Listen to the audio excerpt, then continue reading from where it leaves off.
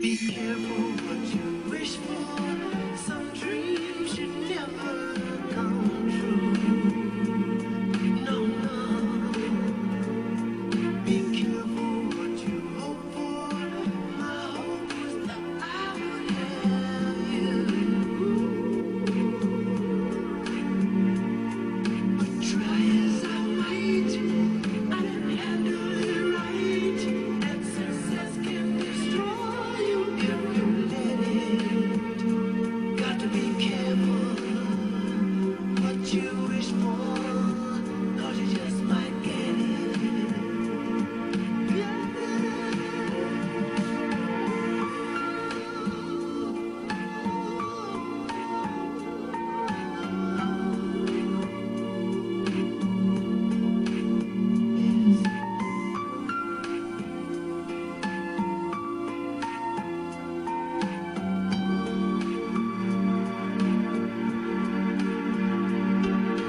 Careful what you wish for.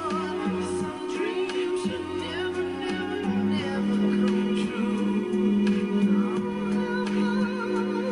Be careful what you hope for. My hope is I would have you. But the life you imagine can sometimes be fragile. So many things can upset it. Got to be careful what you wish for, 'cause you just might get it. Gotta be careful what you wish for, 'cause you just might get it. Careful what you wish for, 'cause you just might get it.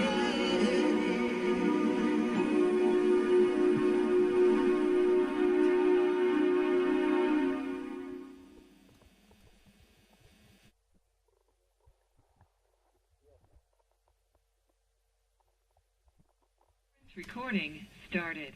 Pick up your copy of The Son of Man Speaks magazine today. With The Son of Man Speaks magazine, you'll receive automotive tips, wholesome recipes, financial advice, and most importantly, a true understanding of the Word of God. Get your copy of The Son of Man Speaks from these select locations.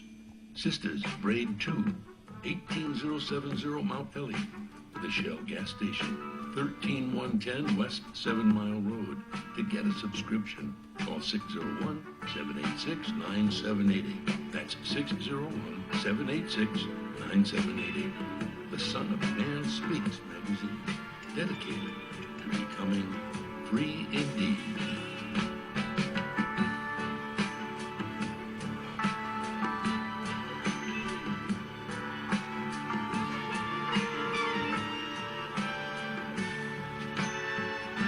Attention, brothers and sisters, viewers and listeners, now available. Your Son of Man Speaks magazine digital subscription. Your digital subscription to the Son of Man Speaks magazine will also include our monthly e-newsletter, both delivered to your inbox. If you have any questions regarding the digital magazine subscription or digital newsletter, you may send an email to shabazprinting@thenewnationofislam.com. That's shabazprinting@thenewnationofislam.com. Or call 1-601-786-9788. That's 1-601-786-9788. You can also subscribe online. Visit www.thenewnationofislam.com and click on the magazine tab to register for your online subscription. We would like to invite you to help support the efforts of the Unity and Rebuilding Fund. Visit the website at www.unityandrebuildingfund.com. That's www.unityandrebuildingfund.com. We often hear how we need to work together to rebuild the city, and we're actually doing it. You can make online donations and click on links to track the progress of the Unity and Rebuilding Fund. And for more information, 313-868-0000 is a local number. Again, 313-868-0000. Support the Unity and Rebuild Fund. To make your online tithes, offerings, donations, gifts to the Son of Man through Cash App, make your payment to $New Nation of Islam. That's $New Nation of Islam. Or call 601-786-7056. 601-786-7056. I just used your other one though today because it was, look, it did 2 drips and I was like, oh, I can use my umbrella. My homegirl was talking about me. I'm like, don't talk about me. With our umbrellas, our customers are turning a drab day into a fab day. After all, representation matters. In other words, rain or shine, we've got you covered. Introducing Designs by Deej, your one-stop gift shop for all things handmade and unique. Our products range from our most popular umbrellas, blanket and pillow sets, handmade coasters, and other statement pieces that showcase the beauty of our melanin and natural hair in a beautiful and empowering way. You can find our brand at the sister shop locations in New Jersey and Atlanta, Georgia, or you can visit our website, www.designsbydeej.com. Again, that's www.designsbydeej.com.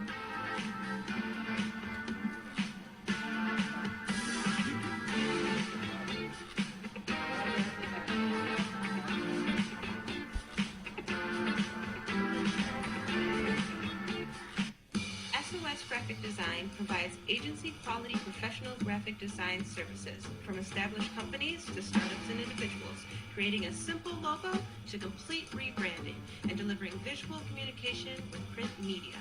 Everything SOS Graphic Design does has a single unifying objective: to set your business apart. We are at your service. Call 313-342-2166. That's 313-342-2166 or online at www.sosgraphicdesigns.com.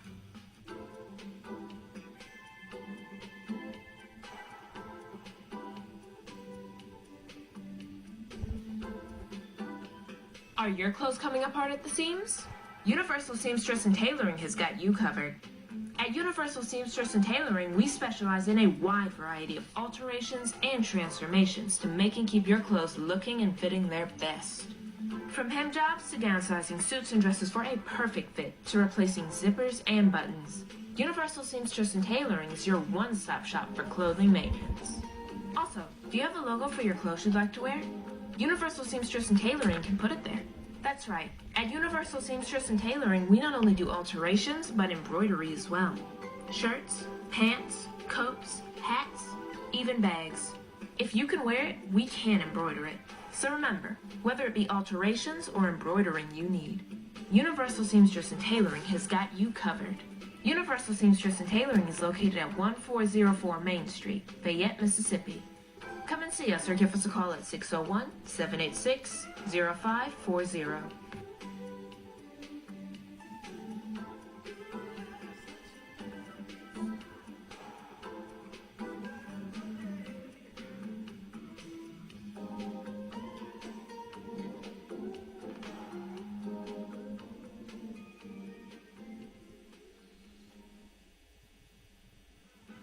Year-Around Landscaping has been serving Metro Detroit for over 20 years, offering various landscaping, lawn care, property maintenance, and home renovation. Our professionalism has earned us an outstanding reputation, while our creativity, integrity, and dependability have kept our clients returning and referring us to others. At Year-Round Landscaping, we prioritize quality customer service. We treat every client as our only client before, during, and after providing our services. We believe in building solid relationships with our clients and ensuring their satisfaction. Whether you need a complete outdoor makeover, indoor renovation, or routine maintenance, we have the expertise and resources to deliver outstanding results. Our team is committed to providing exceptional service and completing every project to the highest standard. To schedule an estimate or consultation, please call us at 248-843-6139 or visit our website at yearroundlandscaping.net. Year-Around Landscaping. One source, unlimited resources.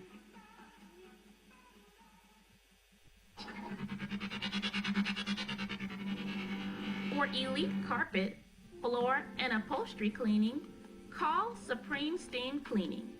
For pressure washing on your house and driveway, call Supreme Steam Cleaning. Flooding in your house or building? Supreme Steam Cleaning's got you covered with our emergency water extraction services. Transform the rooms in your home with floor installation, repairs, and more. Give us a call today at 601-720-5138. That's 601-720-5138. Visit our website, www.supremesteamclean.com, and follow us on social media at Supreme Steam Cleaning. When you need an elite team, call Supreme. For all facets of professional hair care and braiding, come to Sisters Braid 2, located at 18070 Mount Elliott in Detroit. We specialize in braiding and natural styles, knotless box braids, feed-in braids, scale twists for men, women, and children. We specialize in all facets of healthy hair. Try our natural oils to keep your hair healthy. 313-826-0498 or 248-372-1738. Murray, out of the pocket. 7 seconds. 6 seconds. Murray hits the downfield. Oh, man, the power's out again. You have reached Quality Construction and Engineering, your #1 emergency generator source. Power outages can be unpredictable, inconvenient, and disruptive to your life. With a backup generator, your life goes on uninterrupted with power when you need it. Not to mention the peace of mind of having your property suited to weather the storm. Whoever would have thought in Houston, Texas, that we would have an ice storm? It did happen, and that Sunday night when it came in, I got up and looked out the front door. Everything was pitch black. It was horrible. Something out of a novel or a science book that you had never seen before. Once the lights went out, my generator popped on. It ran 55 hours. The only one had lights. Get your backup generator installed with Quality Construction. We install both residential and commercial generators, so you're always covered. Schedule your consultation with us by calling 1-855-876-9370. That's 1-855-876-9370. Or visit us online at www.powerqec.com. That's www.powerqec.com. Financing is available with low monthly payments and 0% interest for 18 months. That was the best investment that we could have ever made. That's my backup, the generator. Generators with Quality Construction, built tough enough to weather the storm. Capital Area Planning Services offers a variety of services catered to your land development needs. We offer landscape design, residential design, land planning, mapping and consulting services, and more. We have over 20 years of design and land planning experience. CAPS LLC offers services to developers, builders, architects, surveyors, contractors, government agencies, and private landowners. Feel free to contact us to find out which services are available in your area. You may reach us at 601-326-2966. That's 601-326-2966. You can also visit us on the web at www.capsllconline.com. Let us put on our thinking caps to serve your land development needs. The views and opinions expressed on the following show are not necessarily the views and opinions of WHPS, its affiliates, management, or sponsors.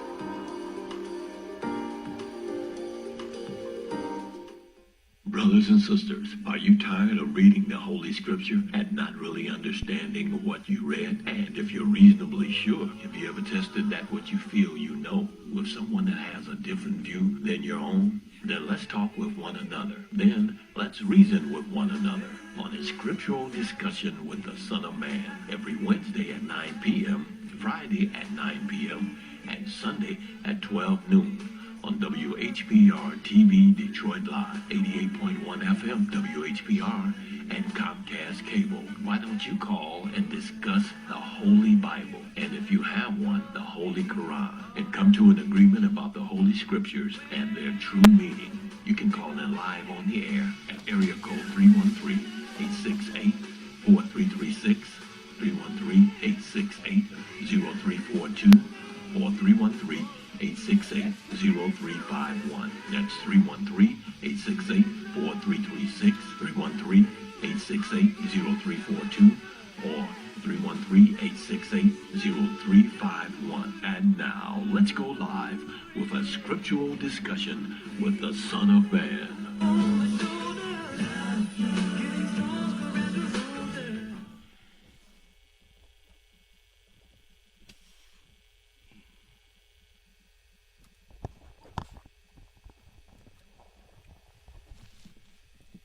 In the name of Allah, the Beneficent, the Most Merciful, the Truthful, and the Most Just, I greet all of you once again who are hungry and thirsty for the truth of the Word of God and for the truth in general. I greet you all with the greeting words of peace. May Allah's Salam Alaikum. Before I take up what I normally do, Brother Derek, you notice we still advertising that we come on Wednesday, Friday, and Sunday. We need a up-to-date ad that lets people know we on every day now, and so get with Mr. T up there and let him make that for us, and we'll pay him to make us another one. Now, does anyone have something they wanted to take up with me before we get started? I was looking at some of the speakers last night at the DNC, and I know it's a lot of people. One of our biggest problems is when somebody crosses us, we seem to erase every good thing that they may have ever did. The one thing that keeps me from being so hard on people is I remember how I used to be. Do you understand? Well, if you grew up in the black community, back in the 50s and 60s, man, walking through the projects was a dangerous proposition. It was dangerous everywhere. But man, you walk through them projects, you better be ready. And because somebody was bound to ask you, hey, nigga, what you doing? Who are you? You better give some kind of answer to make them think twice before they mess with you. Who I need to be.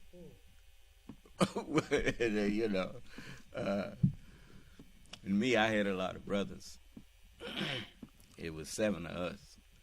And I was next to the youngest, so a lot of my older brothers had been out there. And so sometimes somebody would say, hey, man, that's Sonny's brother, man. And they say, oh, you Sonny's brother. And I told you, my brother Sonny, that boy, I mean, he was a hell raiser. I mean, he'd fight at the drop of a hat, and could fight too. But anyway, so I never say Sonny was my big brother, but we all looked so much alike, pretty much that they could kind of tell who each of us was. But anyway, so I had started developing a little chip on my shoulder, and that's how I got my 3 back teeth broke. This brother named Preacher, to this day, I need to be thanking him, because he kind of put something on me to make me realize that you can't go around just picking at people and picking fights. And so I got a good wake up call from that, thanks to Preacher. And that's what we called him, Preacher.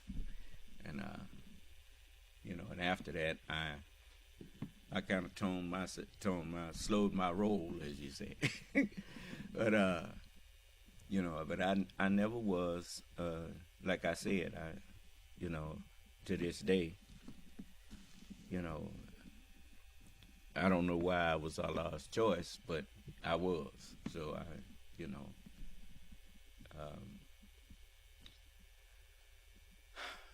so I look at people that doing some things that maybe I had did before and whatnot, and so I just try to warn them, hey, you don't want to do that,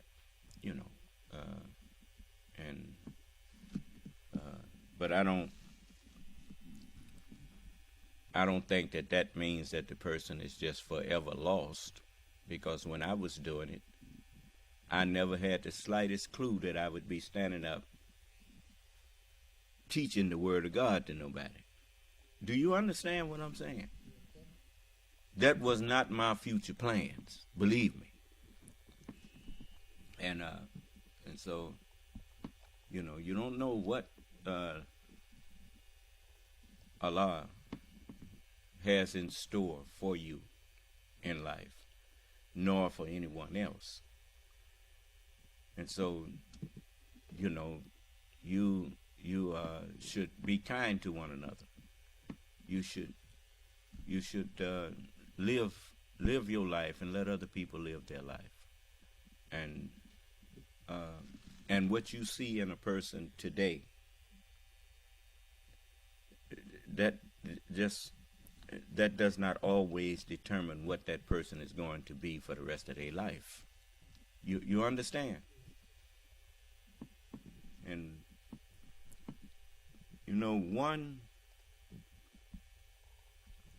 I was looking at Batman, and in The Dark Knight Rises, at the end, almost, Batman was talking to the chief, to the commissioner, and he said about one man can make a difference, even if it's just putting a coat over the shoulders of a young boy who lost his parents, and reassuring him that everything was going to be okay. And that young boy grew up to be a decent man and a crime fighter, But then he realized that little boy, the commissioner, was Bruce Wayne. The commissioner realized that Batman was Bruce Wayne. And he had, with a gesture of kindness, saved someone who would make a difference. Do you understand? And so you never know what you are. You know, just like if I could see W.T. Green and Rudy Wolf, these two brothers when I was in elementary school, they came to my aid when I really felt the need for that, you know, for someone to help me. And both of them came to me and told me, don't be worried about it. Ain't nobody gonna bother you. And you know, I was in admiration of the fact that they wasn't scared of who I was scared of. Do you understand? And you know, and he walked up to this brother that had a little gang, and he said, "Well, y'all messing with Marvin, man." And he said, "Well, ain't nobody doing nothing here." and it was all in my mind because I had got into it with one of their fellas. And I never told none of my brothers because I didn't want, I never felt comfortable going to people begging for help. And so they just saw me crying and asked me what was wrong. And so, but anyway, that's something I never did like doing either. Calling somebody to help me fight. But anyway, the things we experience in life, if we make it through it, it helps to shape our character. Do you understand? And you know, I never approved of ganging up on nobody. That's why when I'm talking to my guests in here, I don't let everybody start unmuting their phone to get on the guests and tell them, you know, call yourself arguing with somebody that's arguing with me. You don't do that. If I couldn't stand the heat, I shouldn't have came in the kitchen. Do you understand? So I don't want nobody, you know, to feel ganged up on when they come in here. No. So we don't rat pack people. So I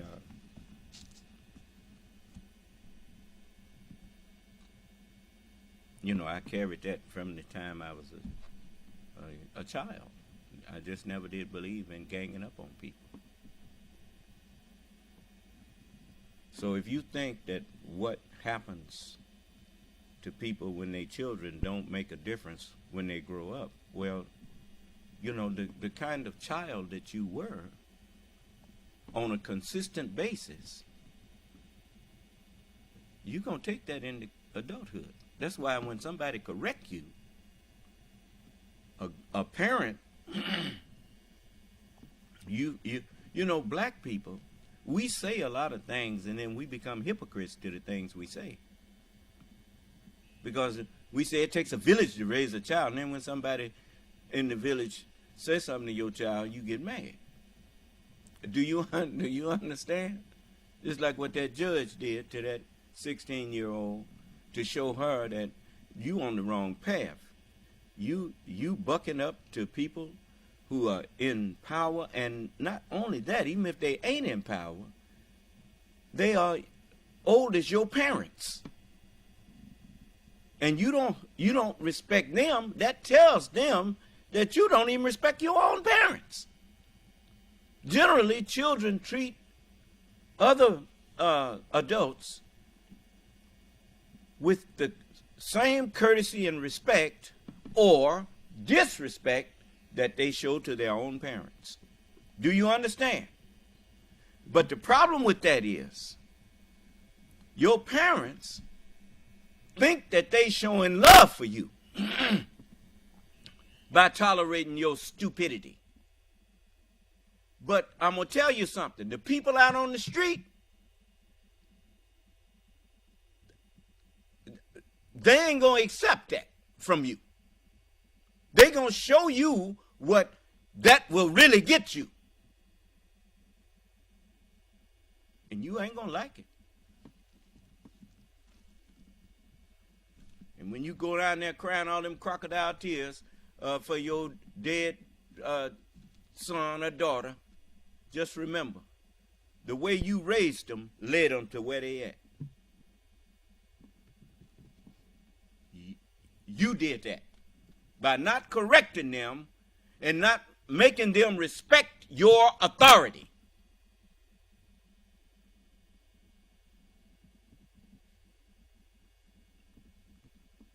I don't care how old my sons or daughters get.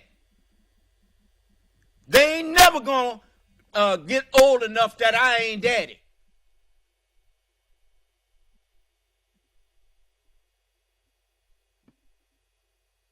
And if you can't respect me as that, don't you come up in my face.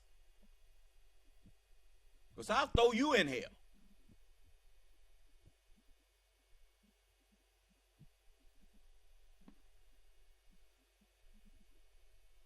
So, you mean you love them in your... Yes, I love them. But I love God more.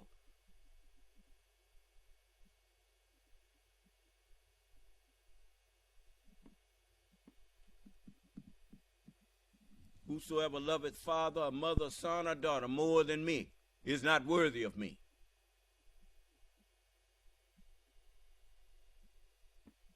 When you start disobeying the word of Allah, you just lost my love.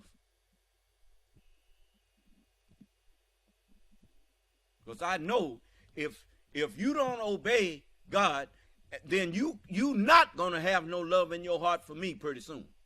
Even if you thought you had some. Because the author of love is God. When God is absent, love is absent. Now you... Anyway. Now look. A man forced into a position against his will is going to secretly remain of the same opinion still. So now, I naturally have a loud voice. But I want you who are listening to me to know that you can come in here and we can have a disagreement, and I promise you I will not be disrespectful to you. All I will do is demand from you the same thing I'm willing to give. That is, when you say something that I want to stop you and question you about the proof or the evidence that you have that proves what you said, I expect you to stop and let me ask you, and so you can show me where you are coming from, show me some facts that bolster the position that you have taken. Do you understand? You know, beliefs are just that. They are beliefs. You know, they may, it's like even the word belief. When you see leaves on trees, you know they ain't permanent. You know that they going to leave one day off that tree.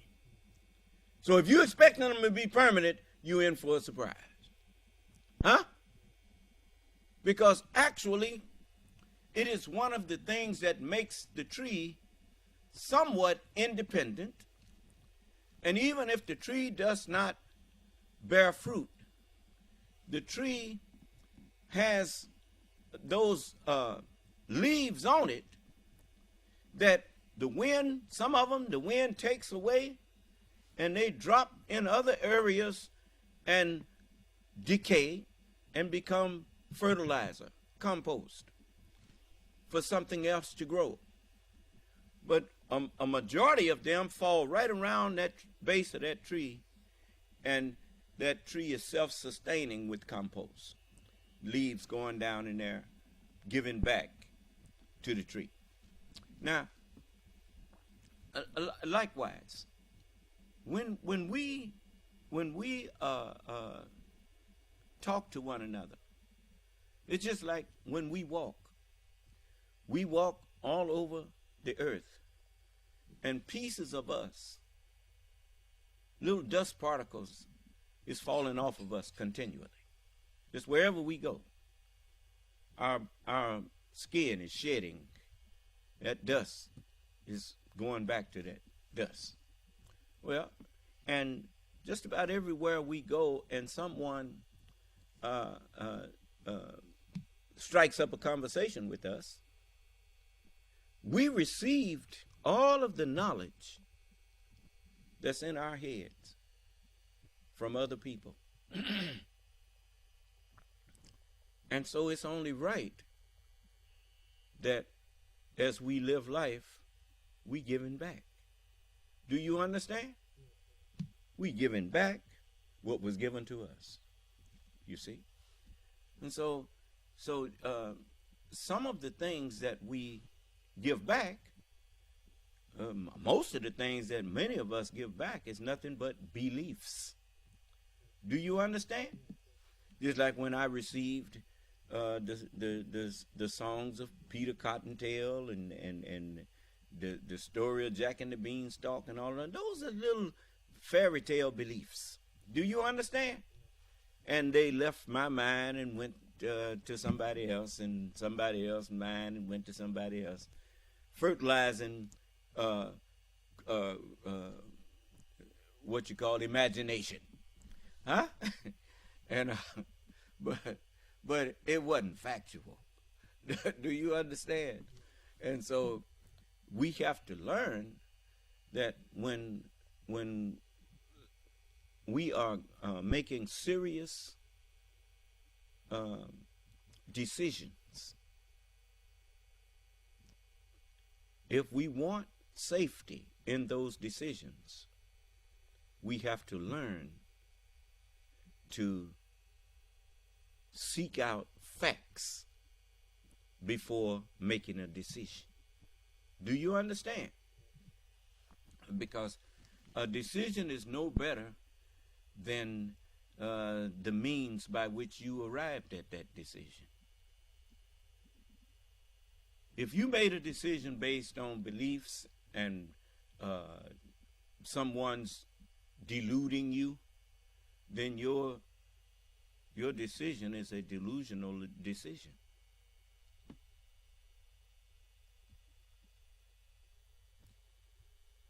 And so, you know, this court system of the United States, for instance, is a good example of how you make decisions. They demand that when you take the witness stand, that you take an oath to tell the truth, the whole truth, and nothing but the truth. There's no such thing as truth without facts. If you don't have the facts, that's why they get to question you. If this is so, then what led to that? And you say, well, when I did this, I did this. And when next this person did so and so, and this and about what time was that? And I know what time it was. It was at such and so because I did this and I did that. Do you understand? All of your answers that you are giving testimony to, when you are questioned, if all of your answers are truthful, they are all connected to memory, to something that happened. That's what makes you remember it. Do you understand? And so, always, before you make a judgment, make sure that your judgment is based on facts that you have and not on just beliefs. Do you understand? You know, you don't have to like a person to acknowledge the truth that came out of their mouth.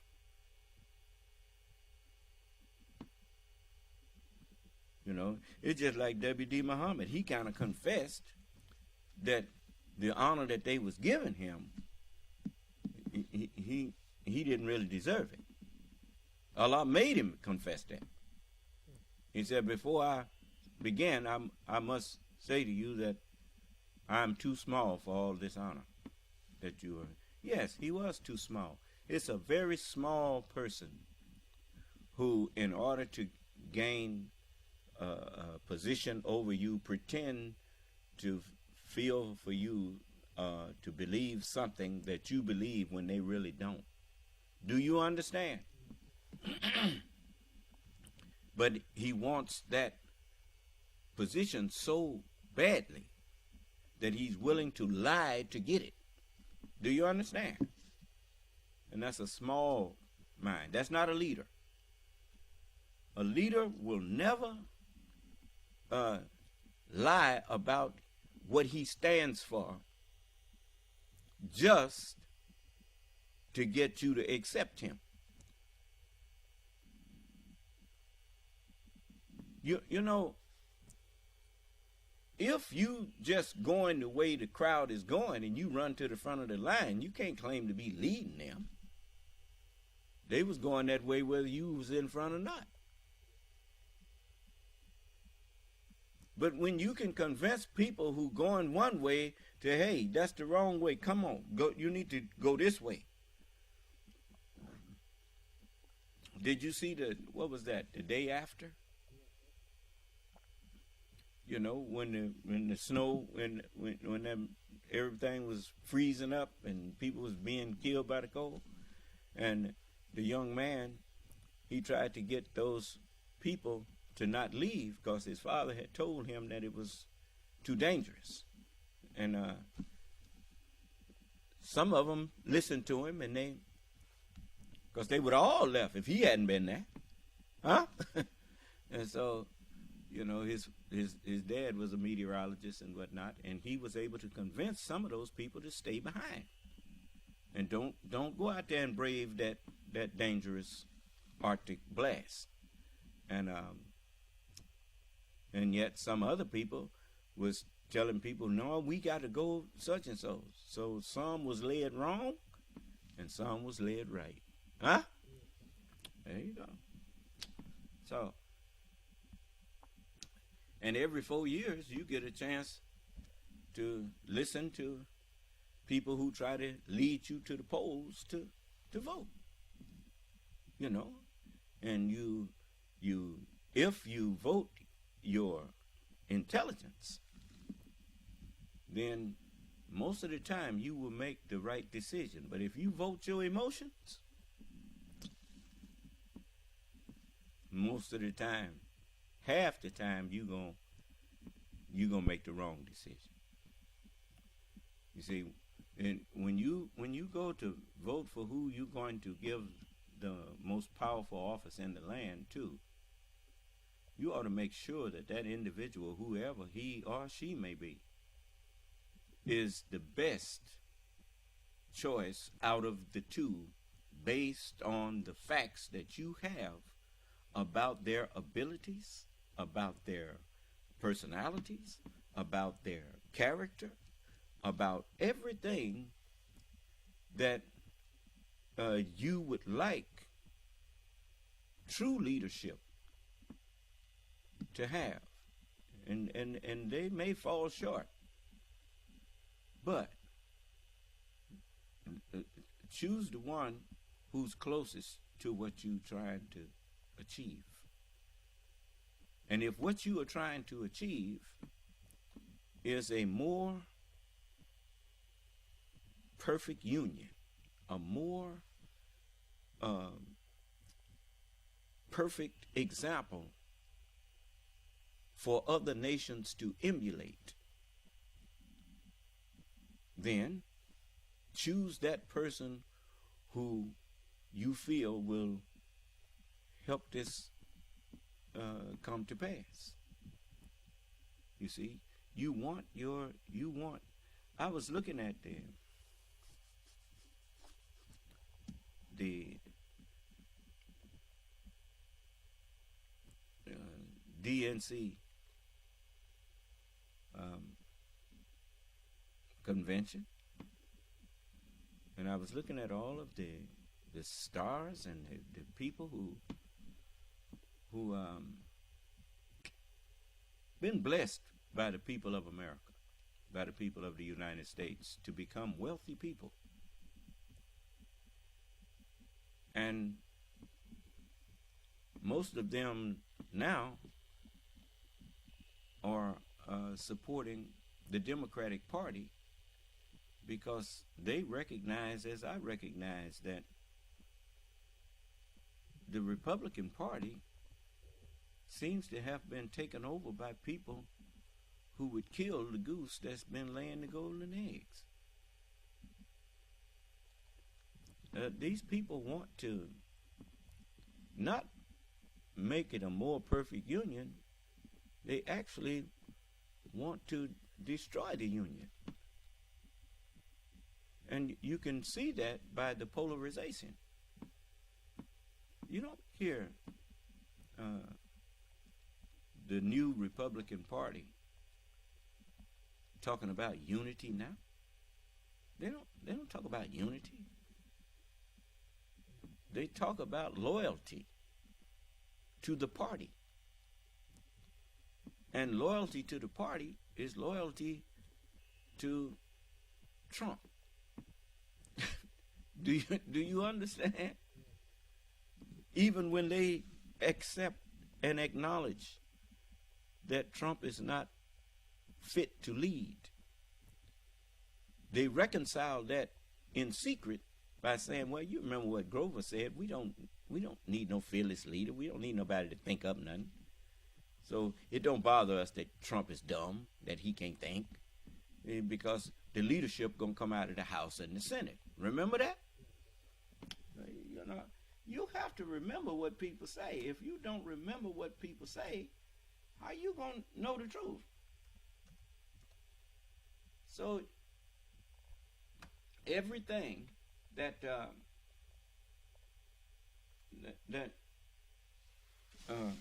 you can't seem to wrap your mind around, the answer to it, if you can remember, they already answered why they don't care that Trump is an idiot.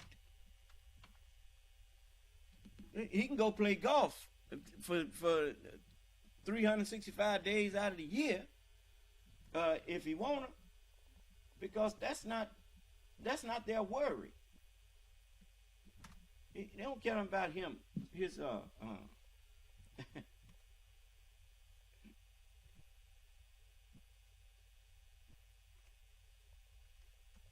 just a moment. I like to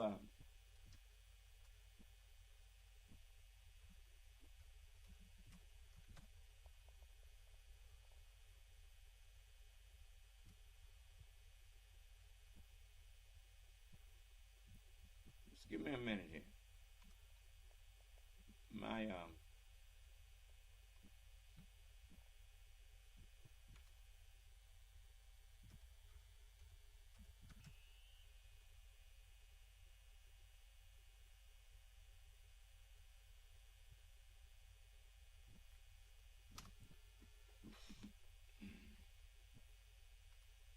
we did so poorly. Now, some of you may have wondered back then what Karl Rove and Bush were in the Senate after 2014, and while you don't redistrict states, the nice Republican senators on a regular basis. Okay, now step 3. And again, the one I do worry about is our friend in Massachusetts, Scott Brown. He's been a hero in fighting against government.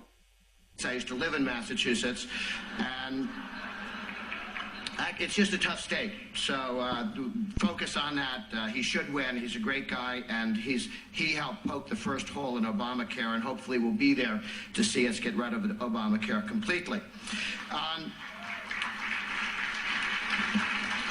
Now, on the White House, all we have to do is replace Obama. Here's the challenge. He was a very, very good candidate in 2008. He's not a very good president. So A year ago, he decided since he wasn't a good president, but he was a good candidate, he'd go back to being a candidate. So, for the last year... Was what he was saying true?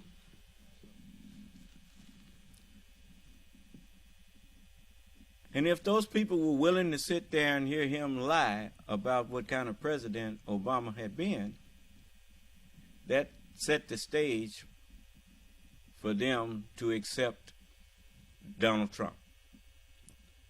A consistent liar.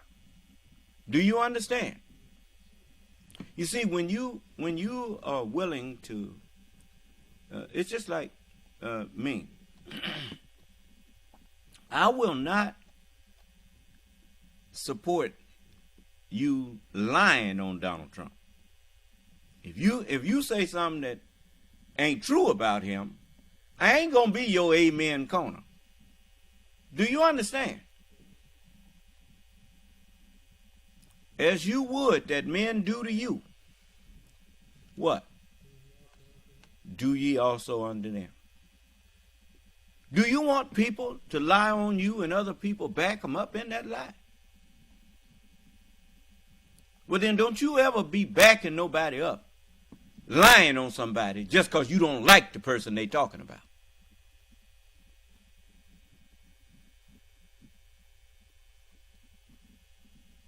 And when you get known for being a truthful person, whenever you give testimony, even your enemies and people that don't like you will say, yeah, wait a minute. If he said it, because I know him, he ain't going to lie for you and he ain't going to lie on you. And if he said that, it must be true. Do you understand? And so, when you get a reputation for being truthful, that reputation, a good name, man, that's better than gold. Because a good name can get you in places that you can't buy your way into. Do you understand? Don't care how much money you got. So, now, listen at what Grover tells him next. Next year, you've got candidate Obama. You don't have a guy being president. It's like William Henry Harrison. He wasn't quite president as long as the other guys. He's decided that it's too much work, and he's going to be a candidate. And so when you're trying to negotiate with him or work on legislation, forget it. You're talking to a candidate. Now listen to him, because he's going to condemn his own statement, because he just saying that Obama don't want to be president. He wants to be candidate Obama. Huh? Okay. Now listen to how he describes somebody getting in office that don't want to be, let's see. He's decided that it's too much work, and he's going to be a candidate. And so when you're trying to negotiate with him or work on legislation, forget it. You're talking to a candidate. There are a couple... Now, what happened down there on the border? The Republicans and Democrats. The Republican in Oklahoma was the one who was one of the major players in getting that border policy agreed to and ready to be signed by President Biden. But candidate Trump said, no, don't do that. He called him up and told him, don't support that, because it's going to help Joe Biden, and it's not going to help me. It'll help me if you don't do no border policy, so I can talk about the border. Do you understand? Ain't that what Grover Norquist just got through saying about Obama? See, they project onto others. You be trying to figure out where these people getting all of this stuff from. Where do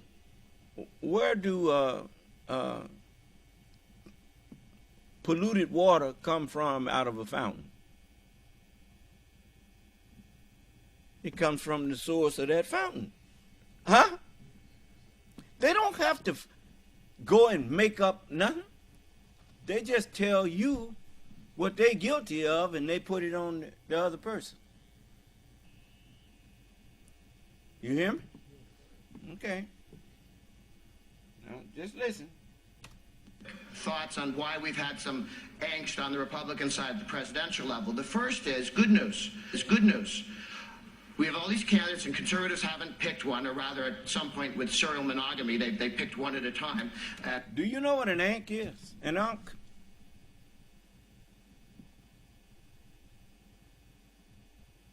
It's a cross with a circle on top. And it represents life over death. They don't want nobody who thinks and who is alive, who knows the truth and is willing to act on the truth. Remember, that pale horse, his name that sat on him was called death. See, an ankh is a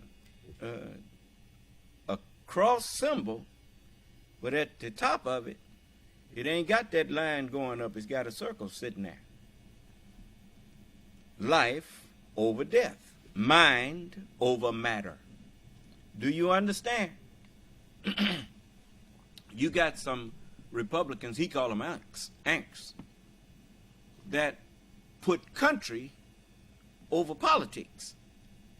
And that's what has held the country together, was that when men like Rusty Bowers, and I use him as an example because he sticks out in your mind as having told Trump that I voted for you, but I'm not going to violate my oath for you. Huh? My word means something to me. And if you was any kind of man, you took an oath like I did. And you violating that oath. And I can't respect that, and I lost respect for you when you did that. Do you understand? So, there's some of the southern white people that, man, if they gave you their word, they didn't care who you was. If they gave you their word, you could be black as tar. He said, no, I gave that boy my word. I can't go back on that. Do you understand? That kind of white man is hated by these new Southerners. That one, he's a man. Even if he's dead wrong about something, when he tell you he believe that, that's what he believes. Do you understand? But these people, they like a chameleon. Wherever they at, that's what they become. That's what they believe. Do you understand? If he over there he believes one thing. Over here he believes something else. Down there he believes something else. Everywhere he go, he changes his beliefs. He's not true to anything. So, now Grover standing up here telling them, first he said Obama didn't want to be president. Now he turns around and says we don't need nobody up there to be president. Now just listen. But the reason for that is, unlike 52, Eisenhower, Taft, everyone knew which way to go. Goldwater, Rockefeller, teams picked up. Reagan, Bush. These guys were auditioning to run the party in different directions. Okay. And so what happened?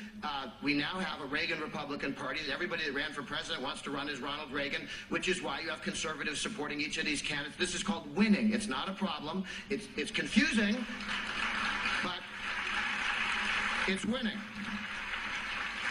Second, we are not auditioning for fearless leader. We don't need a president to tell us what direction to go. We know what direction we want to go. We want the Paul. See? He don't need no president to be president. Did you hear that, right? Now listen to what he's saying. Now, What did they finally get up there in 2016? A president that wasn't president. Do you understand? Budget, which cuts spending $6 trillion.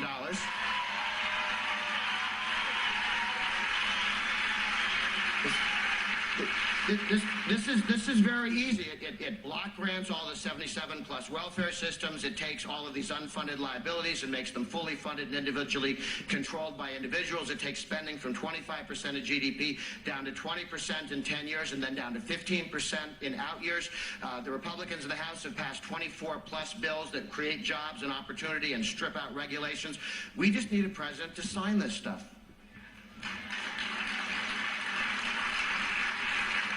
We don't need someone to think it up or design. We don't need someone to see through what we're trying to do and veto it.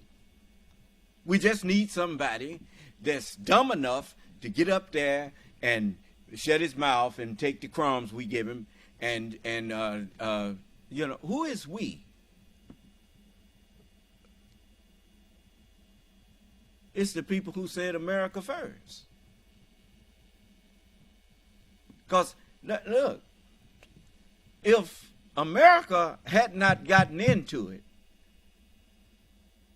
there would be swastikas flying all over Europe and all over the West, too. Do you understand? Does anyone disagree with me on that? And I think Roosevelt was a Democratic president, wasn't he? That got involved in that war. And if he had listened to some of the chatter coming from the minority of people in this country, he wouldn't have got in that war. Because the United States had an isolationist policy. You know, it's just like people see everybody's house on fire on the block but theirs and decide, I don't need to go out there and have them people put out them fires. Yeah, well, pretty soon, if you've ever been next to a house that's on fire, and I have, the way neighborhoods are formed, your house gonna get on fire too. Have you thought about the fact that other neighbors was thinking like you, and now their house on fire? Do you understand? You see, so likewise, if they had went after America first back then and disabled America, then they could have ran the table, you see? And but there was lots of white folks in America that liked Hitler, as you see. There's still a lot of them around here like that stuff. They like the idea of autocracies, of dictatorship. You know, that's what lazy people always like. They look for the easiest way to fulfill their ambition.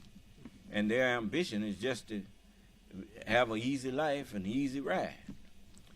You know, and if you get with the dictator and be true to him, he gonna give you some crumbs.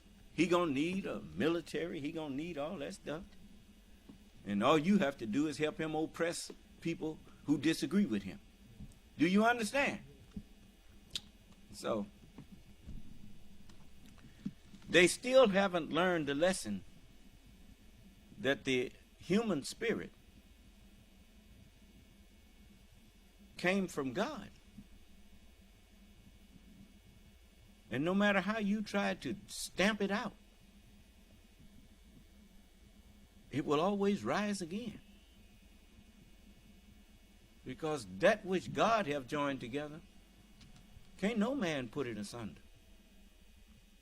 You can't frighten a man a people so much and so much and so long and put their manhood and womanhood to sleep and think that you going to put that to sleep forever.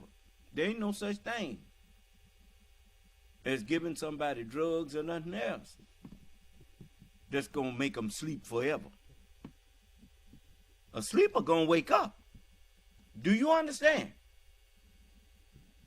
Just like calluses on your knuckles. You can hit brick walls and scar them, and they ache and hurt so bad. But the body is going to form some calluses on that hand. Until pretty soon you hit that wall and the wall going to crack. And your knuckles are not going to be bruised. Do you understand? You know what the key to walking on fire is? You hear about that over on the African continent, black people walking on coals of fire and whatnot. That ain't no hard task. If you walk around barefooted all of the time, your feet gonna be like leather. And pretty soon, you can walk on hot coals and whatnot, and you won't feel it no more than you would if you had your shoes on walking on hot coals. I didn't hear you. You see, things that seem impossible, everything is cause and effect. Do you understand? You know. But anyway, now you hear this nigga. That's a nigga there.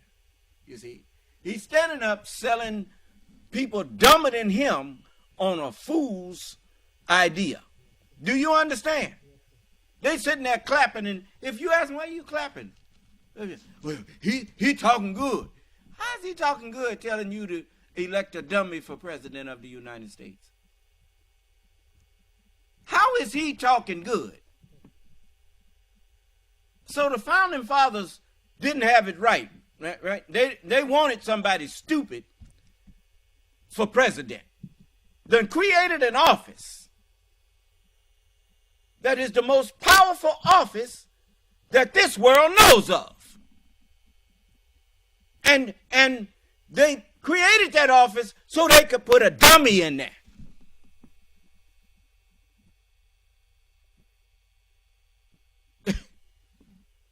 Boy, y'all something.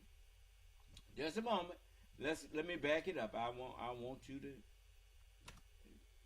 pass 24 plus bills that create jobs and opportunity and strip out regulations.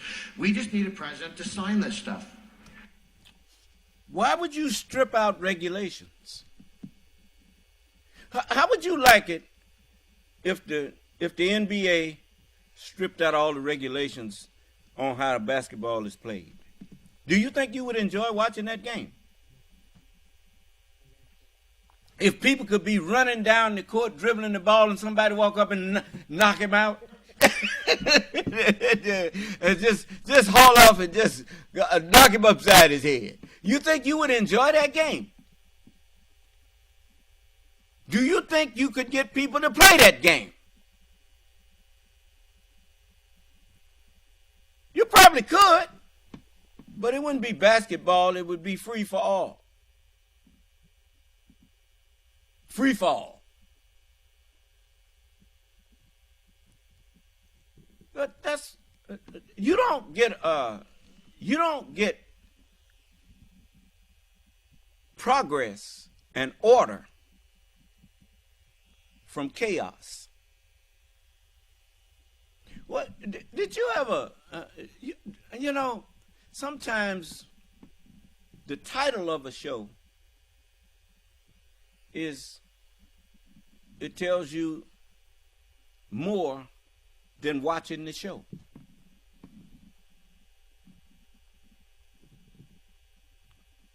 Did you ever look at Get Smart? Huh? Who was the enemy of Get Smart? Wasn't it chaos? The lead character in Get Smart was always fighting chaos. What is that to say? The only way to defeat chaos is to get smart. Do you understand? So they want to do away with the educational system. They want to do away with the Department of Education. That's what they say they want to do. Get rid of the Department of Education. Why? Because they want you to be dumb so that chaos can rule you. Do you understand? You notice, you can't leave a classroom full of kindergartners alone, unwatched.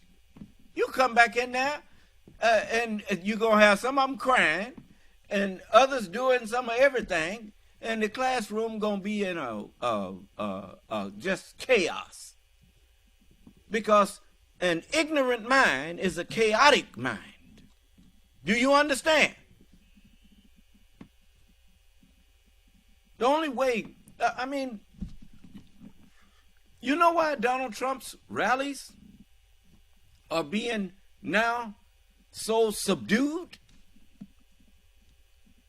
He ain't putting on too much of a contest because he think it's rigged already for himself. They think they got to fix in. That's the last thing. That's the last great thing that President Biden has to do, is to make sure that the elections are free and fair. Do you understand? And once he do that, his greatness is sealed. Do you understand?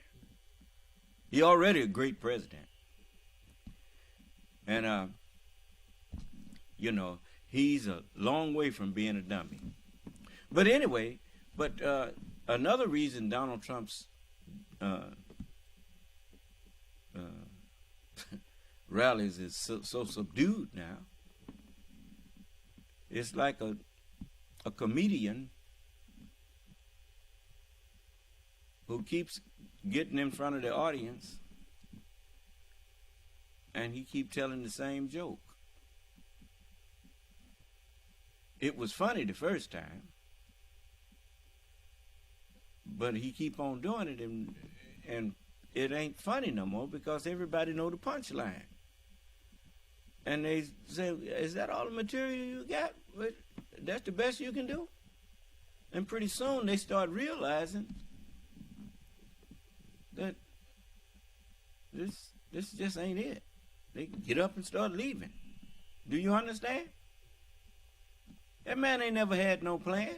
It's just like the Joker on one of them Batman movies. That Joker that he said in the one where what's his name? The district attorney got turned into Two-Face. And beg your pardon? Harvey Dent.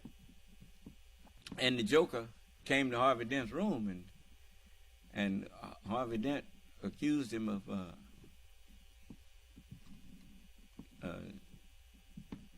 being responsible for his girl's death and what happened to Harvey. And the Joker said, I don't plan anything. He said, I'm a dog chasing a car. Wouldn't know what to do if I caught it. You remember that? Donald Trump didn't know what to do when he won the election. He didn't even have no speech prepared. Because he didn't expect to win. And then when he got to be president, he said, I had a big crowd. Do you understand? The man is an idiot. Of course, Grover said that's what they want. What'd he say? We don't need someone to think it up or design it. We have a House and a Senate. The leadership now for the modern conservative movement for the next 20 years will be coming out of the House and the Senate. So focus on electing the most conservative Republican who can win in each House seat and the most conservative Republican who can win in each Senate seat, and then pick a Republican with enough working digits to handle a pen to become President of the United States.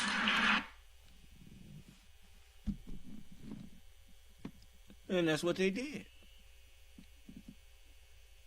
And the next thing you know, over 1.2 million Americans died because they didn't need nobody to think it up.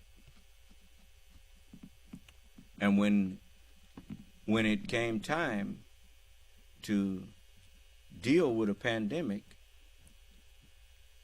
even when they thought that they could control Donald Trump, they found out that Donald Trump is just as rebellious as they are. And since he's president, they cross him. Next thing you know, they fired.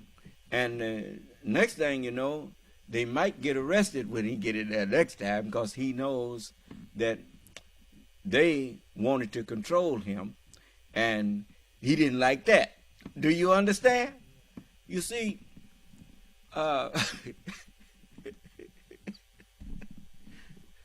your plans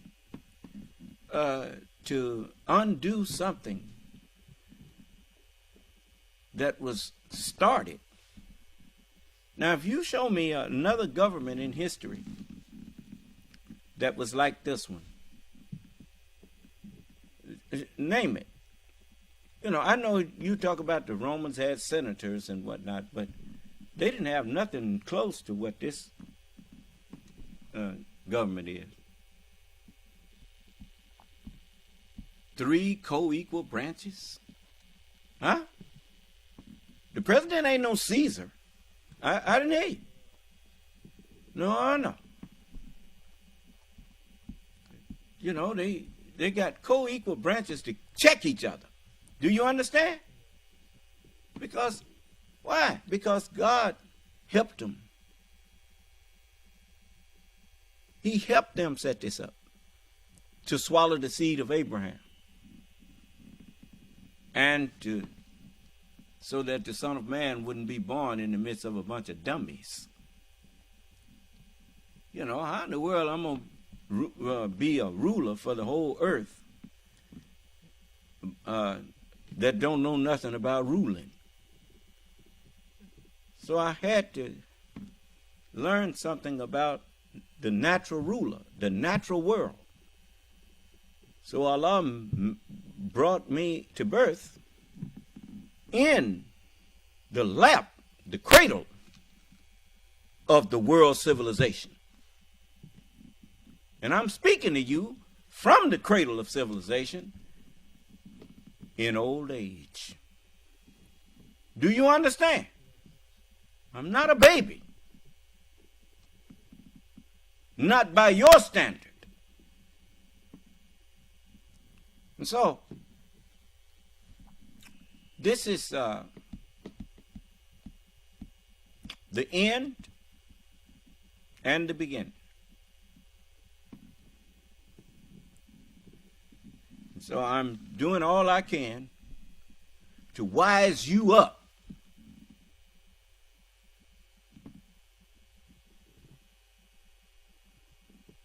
What the man said on Hunt for Red October. He said, I'm a politician. And that means I'm a liar and a cheat. And when I'm not kissing babies, I'm stealing their lollipops. I mean, the truth is out here. It's there. What is Donald Trump? 34 counts of it. A liar and a cheat. Huh?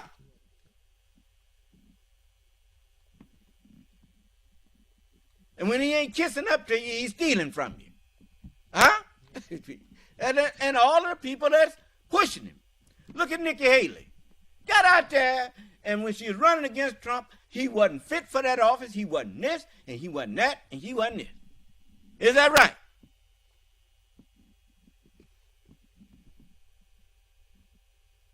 And did just the opposite of what she said she was going to do. She said, I'm not going to support him.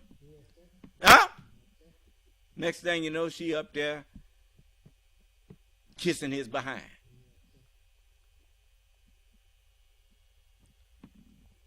Ain't you glad that I know it's a lot of Republicans probably glad that they didn't pick her. She fooled them too.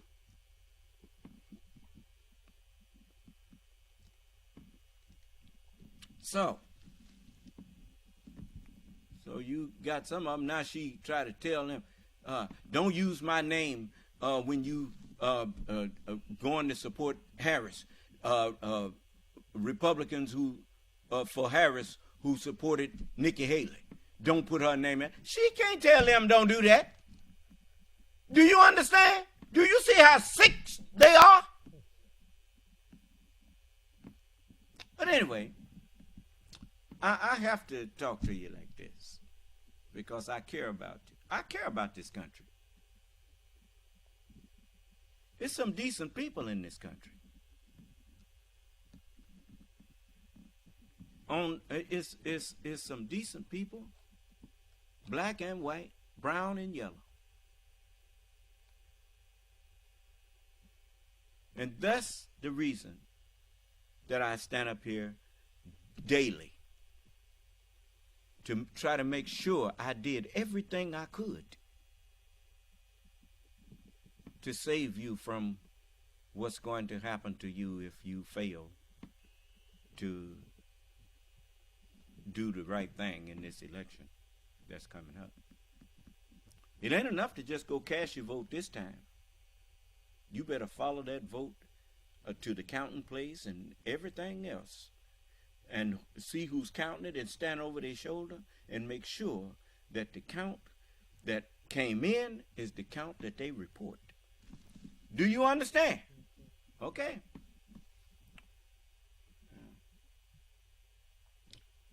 He just wants somebody with working digits that can sign what we put in front of him. Huh?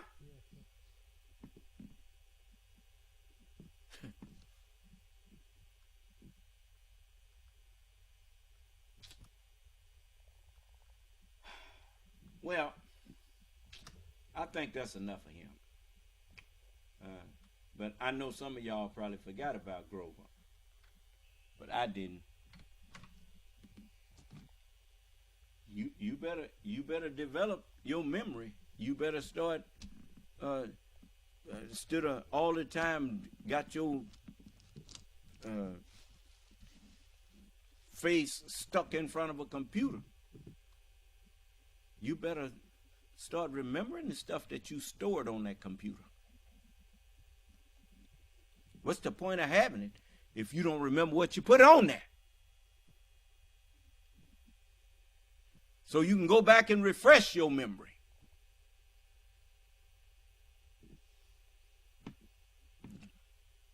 So,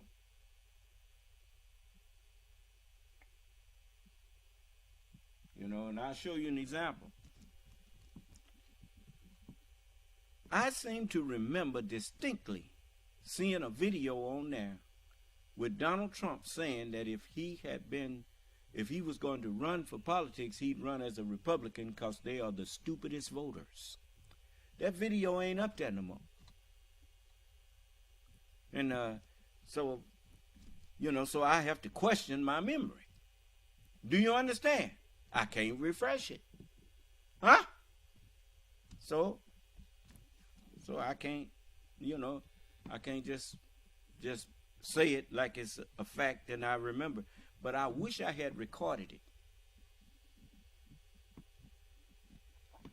Any of you that's got that recording, you need to upload it back up there and get my number is 601-786-1332. That way, as soon as you put it up there, I can get it. Because they're going to take it down. They're going to take it back down. But, people, if you are afraid, you heard those saying it's a mighty poor dog won't wag his own tail. What that mean?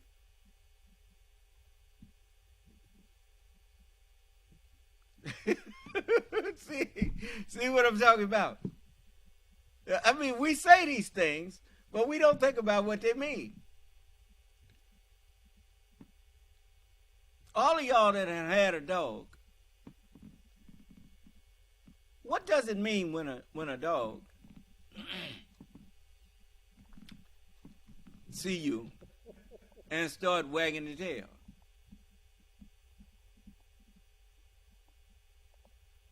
What do you get out of that?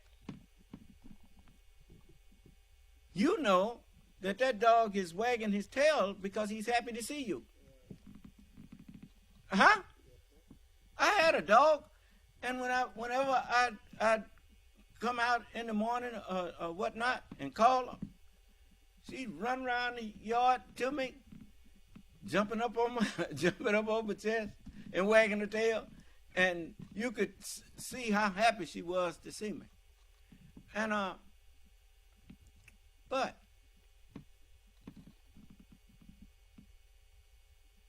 when you say it's a mighty poor dog that can't wag his own tail, well, if you see a sickly dog, that dog can't hardly wag its tail. You know, it can't express its happiness. But that's not basically what that's talking about. You remember when somebody asked Peter, wasn't you with him? Ain't you one of them that was with him? And Peter said, no, I don't know the man. Now, he know good and well he was Jesus. He called himself Jesus' friend, and he loved Jesus, and he give his life for Jesus. But when he was checked on it, he couldn't wag his tail. I didn't hear you. Why? Because he was scared that they were going to cut that tail off. So he couldn't own up to his friendship with Jesus. So he's a mighty poor despiser of God. Because when it came down to it, and he had to make a choice between his love for God and God's messenger and his love for his own life, he chose his own life. I didn't hear you.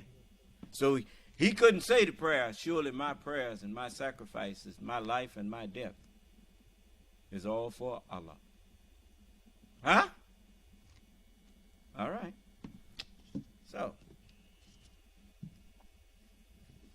it's a poor dog that can't wag his own tail. But anyway, let me, you see how I make things that you didn't see no lesson in, I make a lesson out of it. That's because that mind that is up in my head is the creator. The best of the creators. So now, Allah told you he was going to create a mortal and then breathe into that mortal of his spirit. Huh? Now, look, let me tell you something.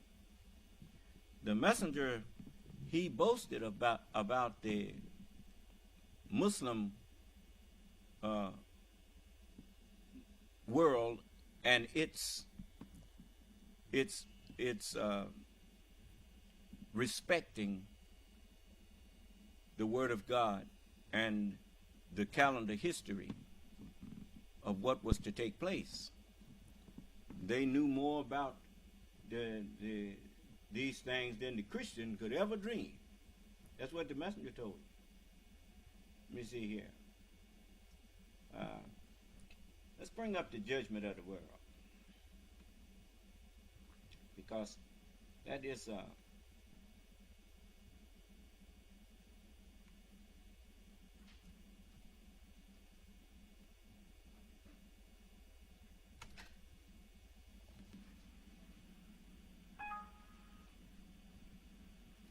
Greetings to you. I'm Elijah Muhammad, the preacher of freedom, justice, and equality to you, my poor black people who have been lost in the wilderness of North America for the last 400 or more years. You, my dear beloved brothers and sisters that is listening to my voice on this album, I want that you pay good attention to it. Our subject is the judgment. Judgment has been taught, and we have been warned that it is a day coming that we all will be judged. And whosoever Allah have mercy upon, that person have a great reward bestowed upon him. Because we live in a world guided by the open enemy, the devil himself. Therefore, being lost from our own people, wherein there was no one to teach us, no one to help us. All teachers was prevented from teaching us. A very pitiful condition our fathers fell in when captured by our enemies, the open devil, in our native land. Through this heat, here we are today, on trial, before the God who will judge us all. Who will this God be? The Son of Man, both Bible and Holy Quran declares. He will be a man, a son from a man, Son of Man. Not a formless spirit that the scientists, scholars of religion have given this name. So that judge on that day, the day of judgment in which we now live, will be a man. For only a man can judge rightly between man and man, because their nature is alike. Anything other than a man cannot judge our affairs, nor guide us in the right way that we will be successful. It's got to be a man. That when is the day of resurrection. This is the day of resurrection. You're living in it. When is the doom coming? When will be it taking place? Don't hurry for that day, because you're living in it now. The days of the judgment of God upon the wicked, and the correction and separating the righteous from the wicked, according to many of the scholars on this subject, would be something like near 20 years. That time would be between 1380 and 1400 of the Arab calendar. And of their scientists, which knows more about Scripture than the Christian could ever dream of. You hear him get him credit? Now, why do you not hear the Arab scholars accusing me when I say I have the only true religion? If I'm not the Mahdi, do you think them people scared to tell a man that's an imposter that he's an imposter? You remember when W.D. Muhammad, some of you Remember when W.D. Muhammad called the Nation of Islam the body Christ. And they told him, you can't do that. They stopped him from saying that, and he stopped that and started calling them the world community of al-Islam in the West and that kind of thing. But at first, he was calling the Nation of Islam the body Christ, and the Nation of Islam was not the body Christ. No. And they corrected him on that. How come ain't none of them corrected me on saying I'm the Mahdi? If I'm not the Mahdi, I don't know I'm not. And the only way I'm going to find out that I'm not is you're going to have to come in here and argue with me in the best manner.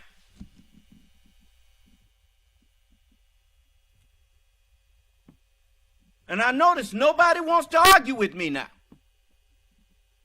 Even if I offer to pay them $75,000. If they can prove that I'm not what I claim to be.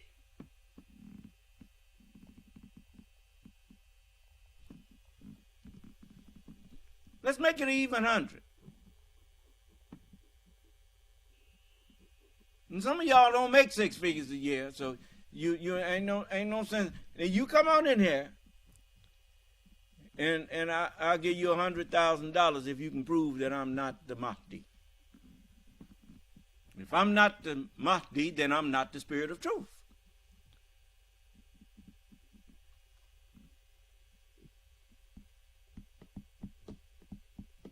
It's just, you know, everything that I have taught, I haven't seen you, I haven't heard from you telling me that God didn't help these white people set up the United States. I declared that Allah helped them set up this government that they have.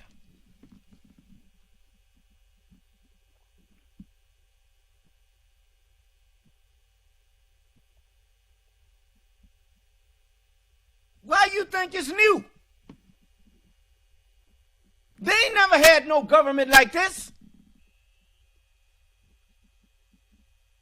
So where did they get it from? The devil ain't created nothing. If you create a thing and then go and make it, that's a new thing. This is new.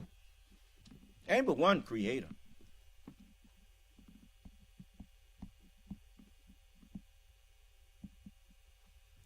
And has it ever occurred to you that I done explained more to you about this government than the ones who own the government? Has that ever crossed your mind how I know so much about this government?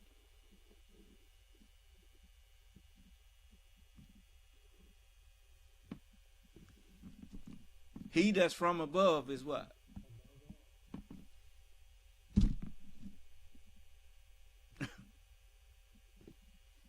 So I'm not the kind of person that after I use you, throw you away.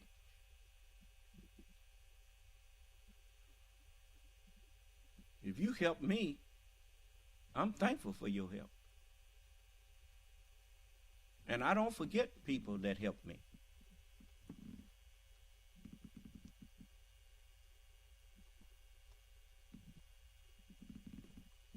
It's just like the book says, the devil ever deserts man.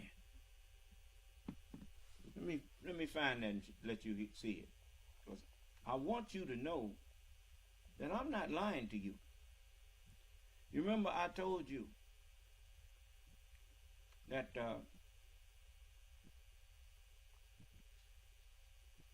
it's just like what the Holy Quran says, and what is it, son? Yes, sir. That's the Holy Quran, chapter 25, verse 29. Chapter 25 and 29.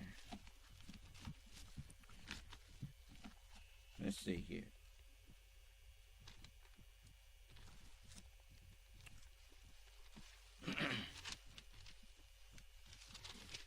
It says,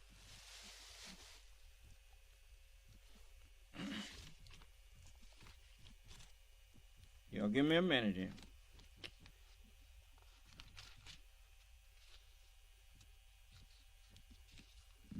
This is the This is the 25th verse. The day of discrimination.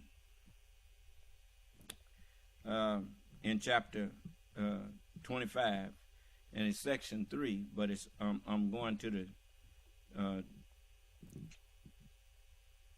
25th verse. It says, and on the day when the heavens bursts asunder with clouds.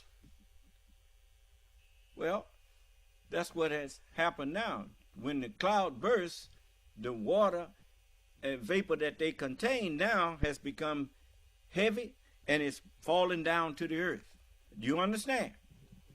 You notice the Holy Scriptures is the spiritual water vapor, spiritual clouds. And now that I've drawn them up into my brain, and they are condensed now and become heavy and deep, and now they've fallen down to your ear. Do you understand? And it's bursting. The clouds have bursted. The heavens is open. And the angels of God, the words of God, are now being drawn up, ascending and descending on the brain of the Son of Man. Do you understand? And it says, and the angels are sent down as they are sent. With truth. That's how we sent the angels down. We sent the angels with truth. The messengers with truth. That's what was with them. In the beginning was the word, the truth. And the truth was with that messenger, with God. And the truth was God. Do you understand? And it says, the kingdom on that day rightly belongs to the beneficent. If the kingdom wasn't mine, I wouldn't be able to use it like I want to. You notice, everybody have to shut their mouth at me. I didn't hear you. Because they can't find no way to argue with me. Then it says, and it will be a hard day for the disbelievers. I bear witness, the disbeliever catching hell today, brother. Huh? Hard day for the disbelievers. And on the day, you notice, you can't even get an atheist to come in here and declare himself to be an atheist. Now that's a hard day, man. When they was making money off of arguing with so-called religious people and making the religious people the butt of their joke. But I cut it out. I cut that foolishness out. By Allah's permission and with Allah's help and command, I cut it out. Now, they won't even declare themselves to be an atheist to me. I offer them $75,000 if they could prove that they are an atheist. And if I can't prove that they are not an atheist, I will give them $75,000. Now, you would think that would be an easy thing to collect, huh? What is it? Somebody raised their Unmute them. Caller, you're unmuted.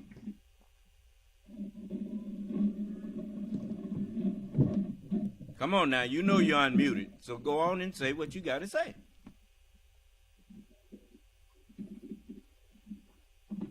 What's the number, bruh?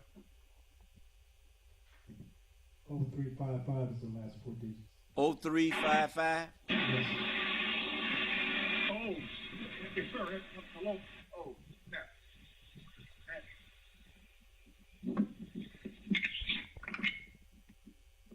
What's happening, man? You unmuted your phone. What, you thought I wasn't going to let you talk? No, I wasn't. I'm a little occupied, but I'm free now, though. You what? Nice to, yes, sir. Okay, what is it that what did you want to talk to me about? I did have a question for you. Okay. I understand that you're giving away $100,000 if you can't answer the question. I told you I'd give you $100,000 if you can prove that I'm not the Mahdi.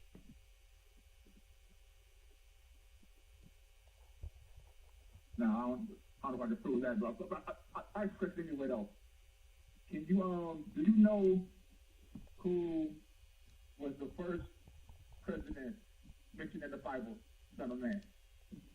You say, do I know who the first president was that's mentioned in the Bible? Yes, sir. The Bible don't have the term president in it. Okay.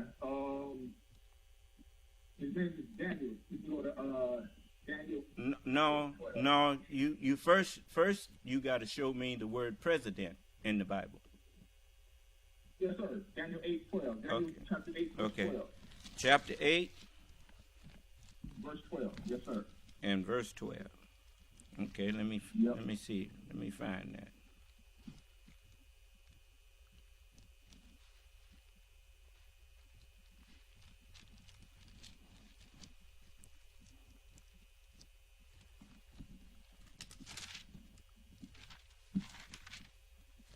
Okay. It says, and an host was given him against the daily sacrifice by reason of transgression, and it cast down the truth to the ground, and it practiced and prospered. You sure? You saw it? 1 moment.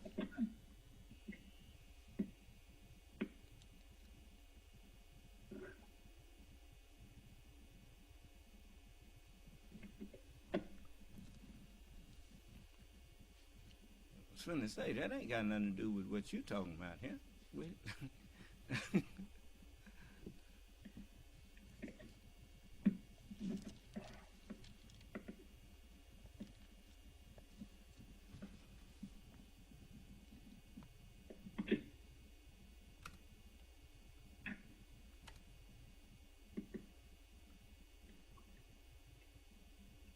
Yes, sir. I ain't gonna waste your time. I got the wrong verse.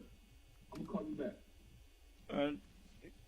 I'll hold on, brother, if you got a concordance. Okay. All right, thank you. Hold on. Appreciate it. Hold on.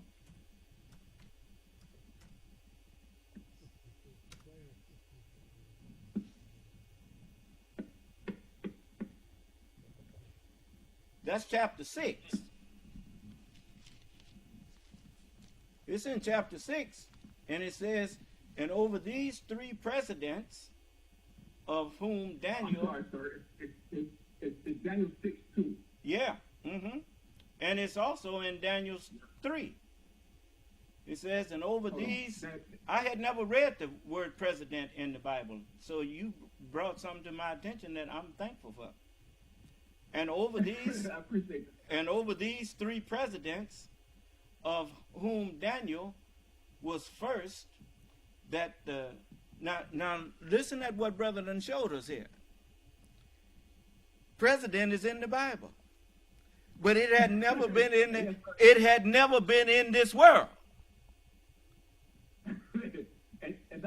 And now you got just a minute. Wait a minute. I'm gonna let you talk, but and now that bear witness that God helped them set this up, because they had kings.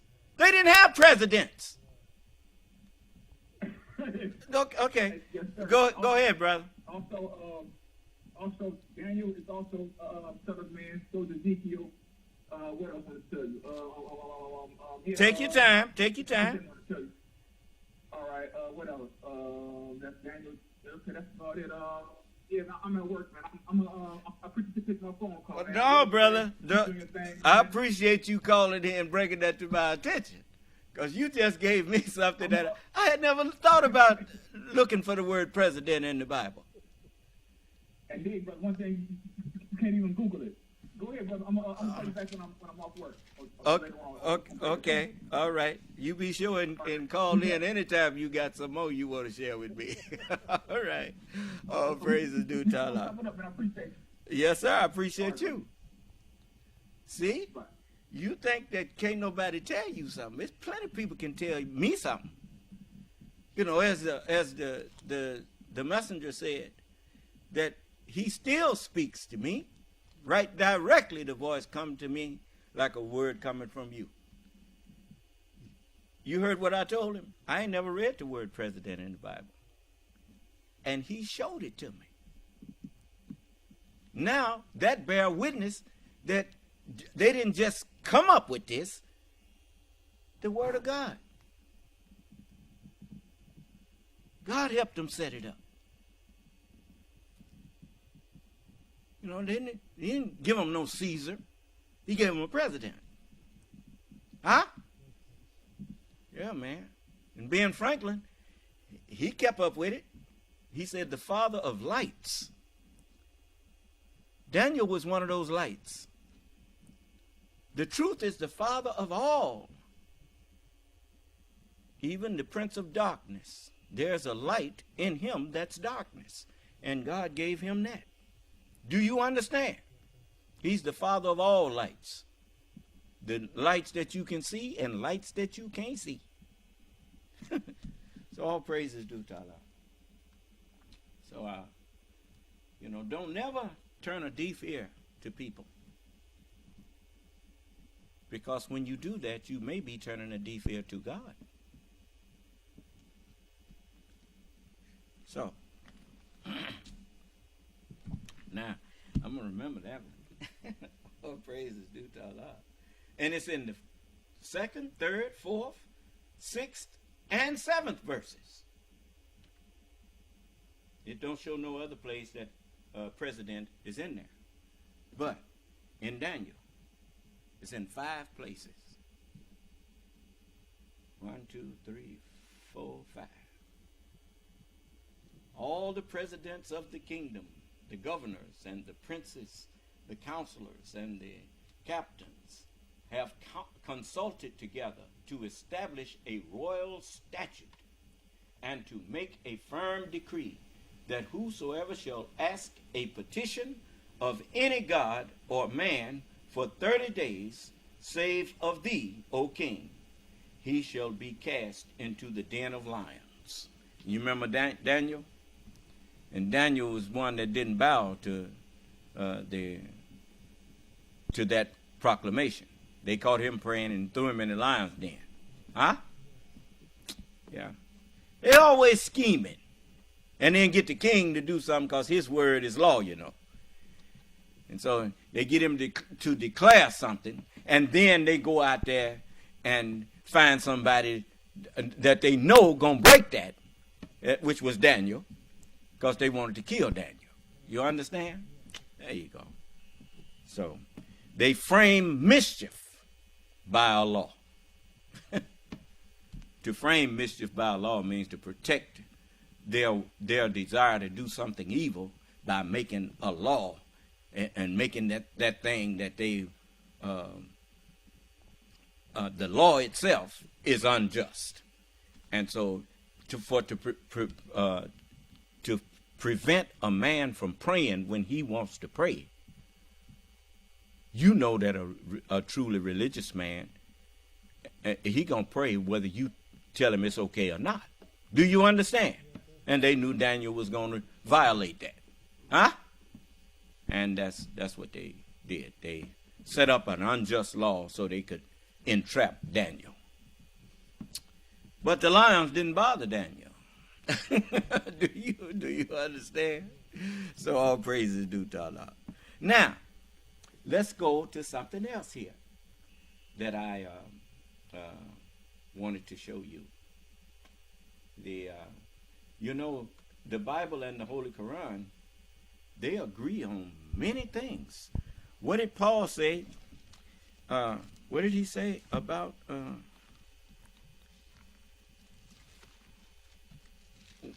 when I'm absent from the body? Where's that, Brother Jamar?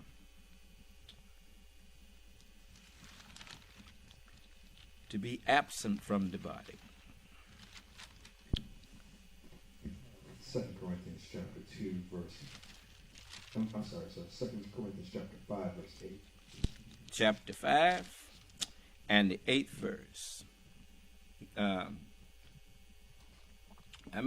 Look what's happening here.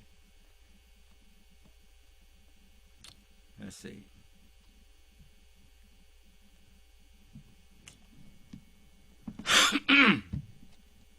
For we know that if our earthly house, I'm going to start at the first verse.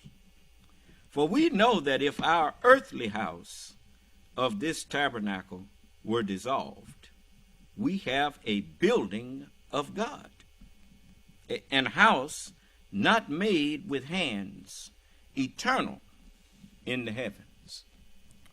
Now, all of them knew that their life would be forfeited. They knew that.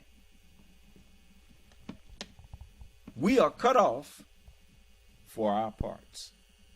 Huh? Remember the dry bones? And they had a song when I was growing up. I didn't know that it was actually a prophetic song, but they called them gospel songs. And one of the songs, one of the verses in it was, we are soldiers in the army, and we are fighting. We have to fight, although we have to die. We have to hold up that blood-stained banner. We have to hold it up until we die. Do you understand? Now, who is the we? It is the messengers of God. The dry bones stood up an exceeding great army. Is that what it said? We are soldiers in the army. In the army, and we are fighting, although we have to die. For, as they said, for me to live is Christ. Each one of them was, while they was in the body, while that mind that was in Moses was in the body that of the man called Moses, says that mind was in that body, and it stayed in that body, and Moses was faithful to that until he died. Do you understand? Knowing that the word, the mind that he brought a portion of was just beginning. And what happened? David and Solomon and all of them, every time a messenger came, he said, I got something to add to it. Huh? What did you do in your first grade or kindergarten? When you was in kindergarten and went to the first grade teacher added to what you learned in kindergarten. Huh? And then the second grade teacher added some more to that. Is that right? Well, the Son of Man, as it says, he shall give his angels charge over thee. Do you understand? They were my tutors. They were my teachers.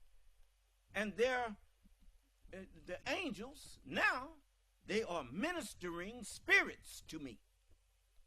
Words that minister to my mind. Do you understand? You might call it online learning. You know, y'all done got so wise now that you can go to school online. You ain't got to be in no classroom somewhere. You go online. Well, I'll go online when I go in the Bible, in the Holy Quran. And they are teaching me. And so even though the words that was in Paul that he wrote to the Corinthians wasn't actually to the Corinthians. It was to me. But it was delivered into the hands of sinful men. Huh? And, you get mail, don't you? You're not the first one that got it, though. That mail been passing through the hands of people that it wasn't sent to. But they got it. But it was addressed to you. Son of man, I have made thee a watchman. So if you ain't the son of man, you know that ain't talking to you. I didn't hear you. See? This is my mail. My inheritance. And it found its way into my heart, into my ears. And once the Honorable Elijah Muhammad put it back together, the Holy Quran and the Holy Bible are not separate. They are one. And then he said, now here, if you want to talk to Allah, read these. Read the scriptures. Because Allah talking to you. You can't talk to Allah if Allah don't want to talk to you. Do you understand? But he addressed his word to me like he did to Moses. He addressed his word speaking to him. Do you understand? And Allah addressed his word writing to me in writing. Son of man, stand up on your feet, and I will speak unto thee. Huh? W.D. Muhammad told me. He said the meaning of the word Quran, it means that which is to be recited. Well, the Prophet Muhammad was the one that the Quran was revealed through. And once it was completed, it was sealed up. And he told his people 3 generations after I'm gone, they ain't gonna have the slightest clue to what I meant, but what I taught. They're gonna be done moved away from it. Because even right now, the Holy Quran says that you don't want to be of the polytheists, those who become sects and break the religion up into parties. That's not what we are. But he knew it was going to be done. But I'm not of the polytheists. Do you understand? Okay. So it says, for in this we groan earnestly. Groan mean we desire it, desiring to be clothed upon with our house, which is from heaven. Our Father, who art in heaven, hallowed be thy name. Muhammad be thy name. And thy kingdom is calm. Let thy kingdom come and thy will be done on the earth. In the volume of the book I come, for it is written of me, and I delight to do thy will, O God, O truth. I desire to do the will of those who made out the will. Do you understand? That's one of the reasons why they recognize me as their sons.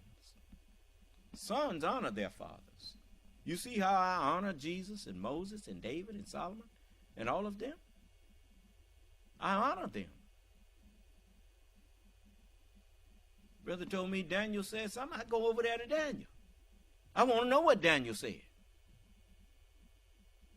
Come to find out, Daniel was saying things that I hadn't even read in there, and had already told you that God gave them this system they got here. Do you understand? Then it says, if so be that being clothed, we shall not be found naked.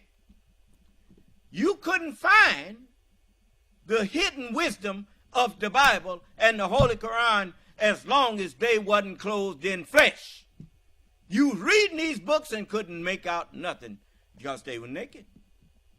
Bones, naked bones, they are dead. Even though you can give them life, but if bones ain't inside of flesh and clothed in a vesture dipped in blood, they are dead. Do you understand? You couldn't find the truth readily in the Bible. It's hidden in there.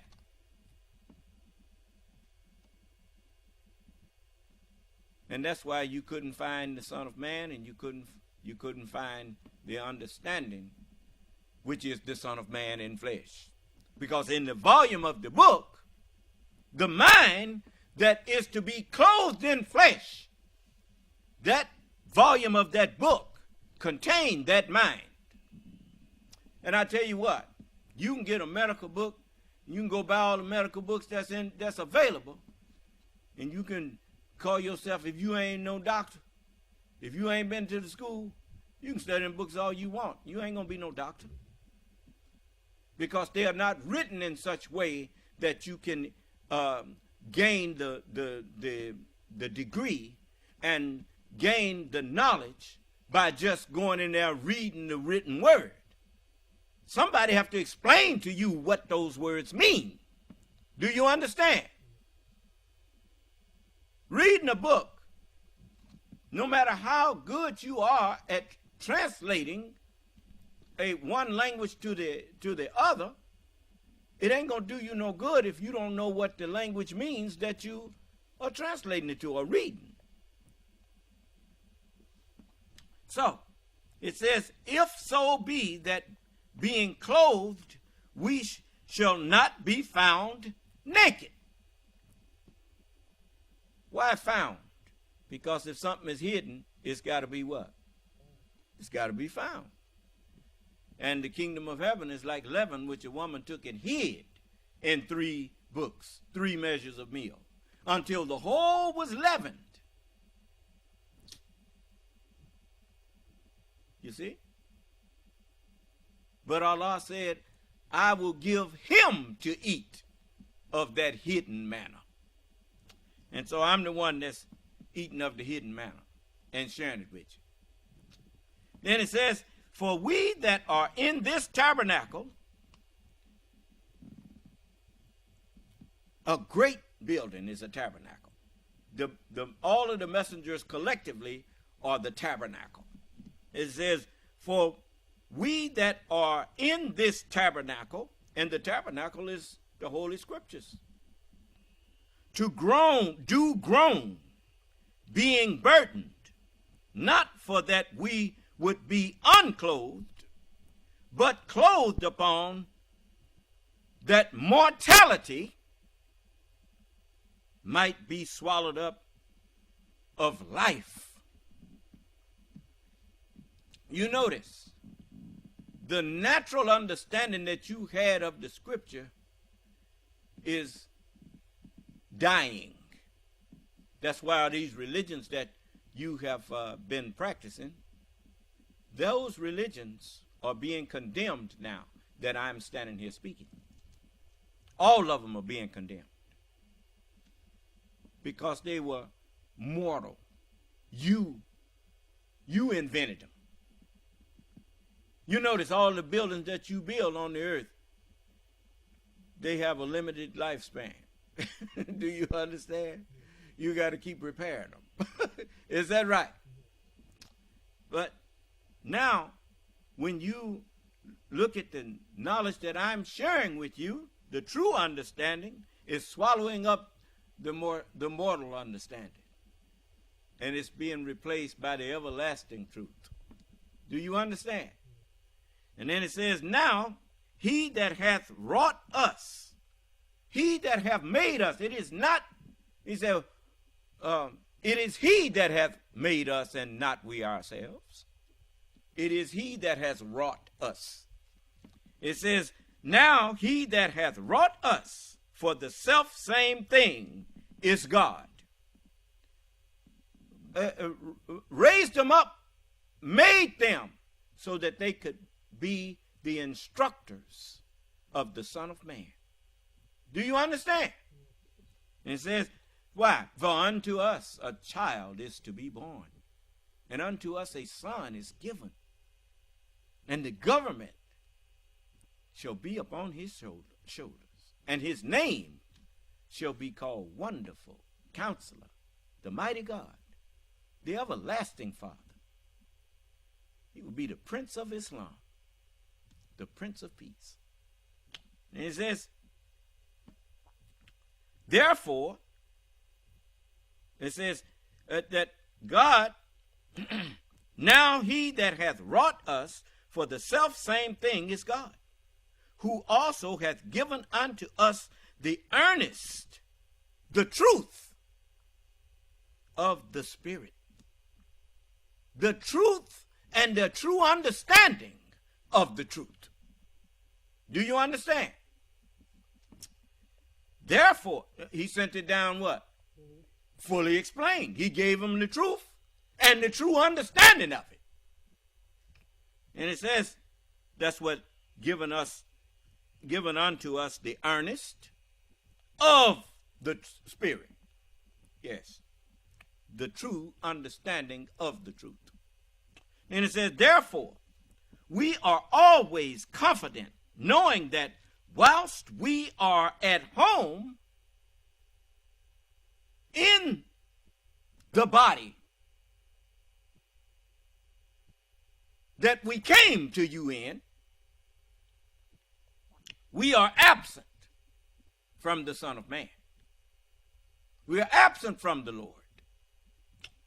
For we walk by faith.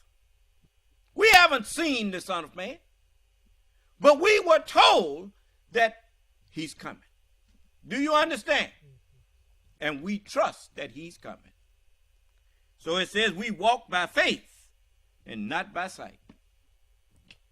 We are confident, I say, and willing rather to be absent, to die from this body, and to be present with the Son of Man when he comes. I didn't hear you. The Holy Quran says in chapter 2 and verse 154. It says, well, let's read 53 and 54. Verse 153 and 154.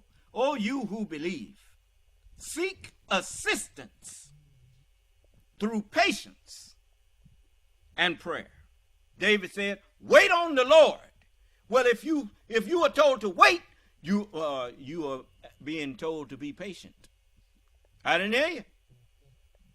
It says, all you who believe, seek assistance from Almighty God through patience and prayer.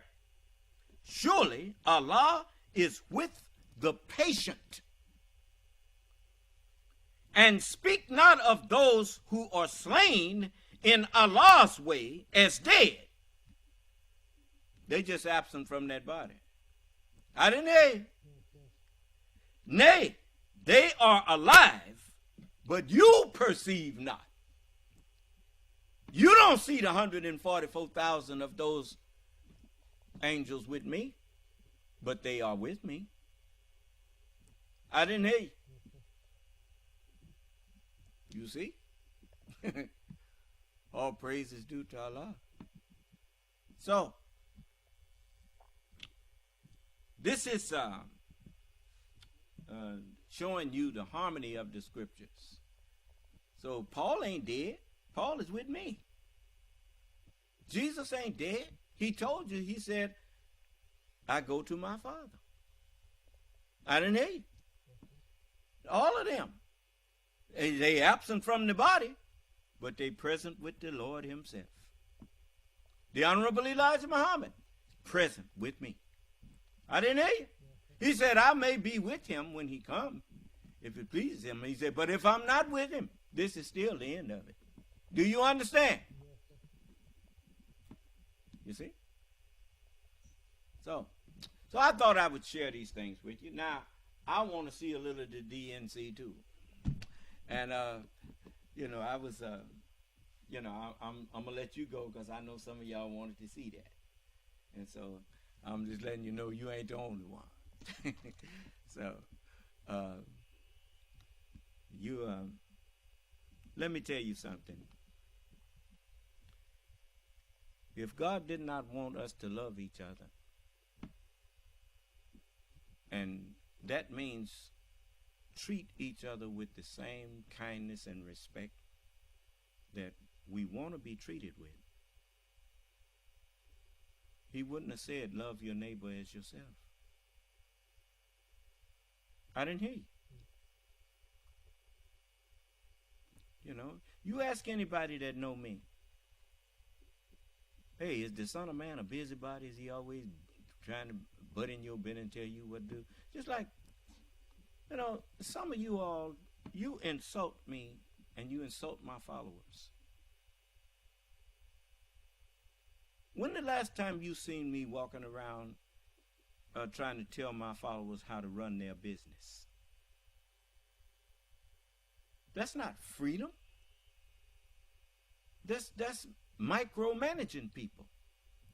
All these businesses that you see my followers have, those are their businesses. If one of my followers run for an office, he may seek some kind of counsel from me like you would your minister or whoever you trust. The president seeks counsel from the cabinet that he has. When the hell you get off suggesting that the reason you won't hire one of my followers to do a job is because you'll have the son of man to be telling you how to run this? You are an insulting, disrespectful people. And then you grin up in my face.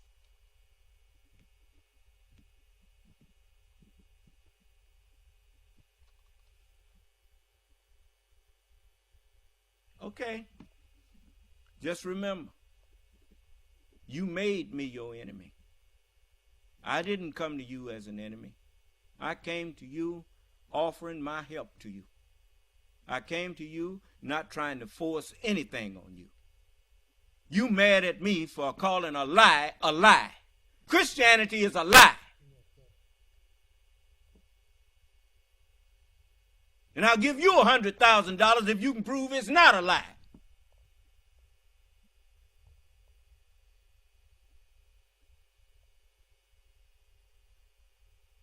But because I don't want to go along with your lie, then you, we ain't going to help him. We ain't going to help him. You know what you're really saying when you say you're not going to help me, black brother? And white man too. You're not going to help yourself.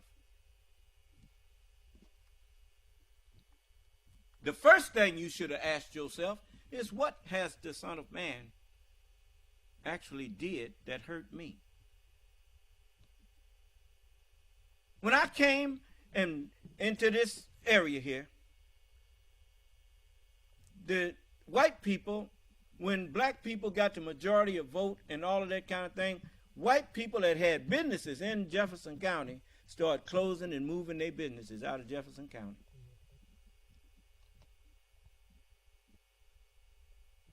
Am I lying?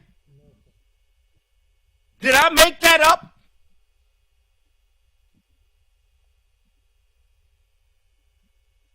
That automotive facility that we went in there and fixed up and tried to make it as beautiful as we could for you, to show you how much we think of you. What you did? Got mad. The Muslims trying to take over. Hell, there wasn't nothing there to take over. It was a condemned building.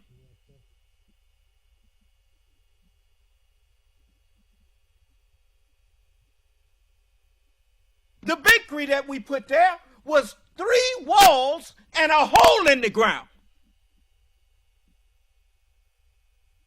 And you wasn't doing nothing with it.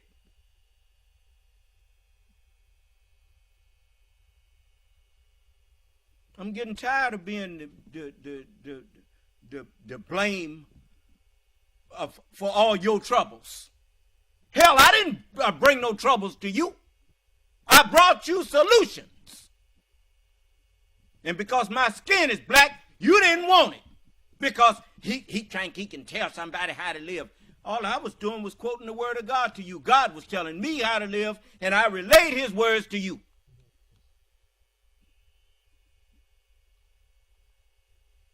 You can roll your eyes at me all you want. Matter of fact, don't be letting me catch you rolling your eyes at me no more. I'm sick of it.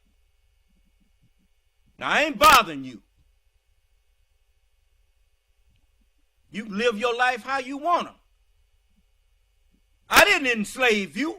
The man you in love with did that.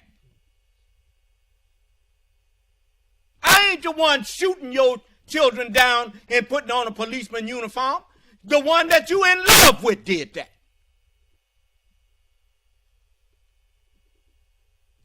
Oh, boy, y'all some crazy folks.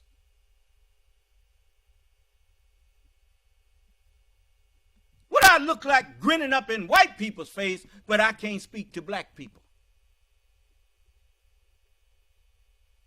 Can't speak to my own uncle. Can't speak to my own auntie. Can't speak to my own brother or sister. But I can go grinning up with the man that enslaved me for 400 years. Do you know how crazy that is?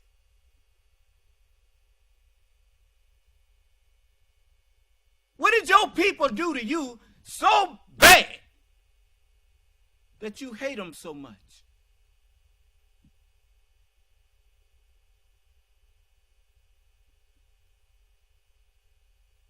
You think that if anybody offer you correction, they are your enemy if they look like you.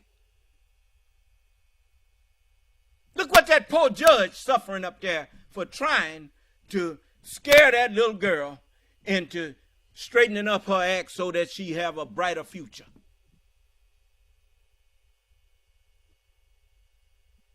You know, the average one of us think that we supposed to try to prove we not scared when the police or somebody that have authority talk to us. We got something we got to prove. I ain't scared of you. I ain't scared of you.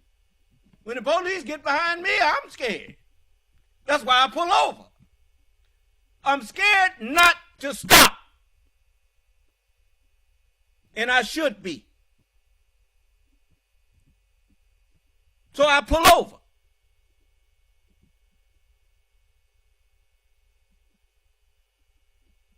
To honor the owner of this land. And when he speaks to me, I speak to him respectfully.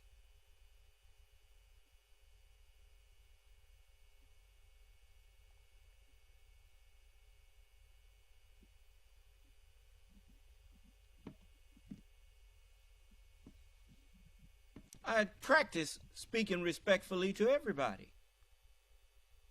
That way it's a habit.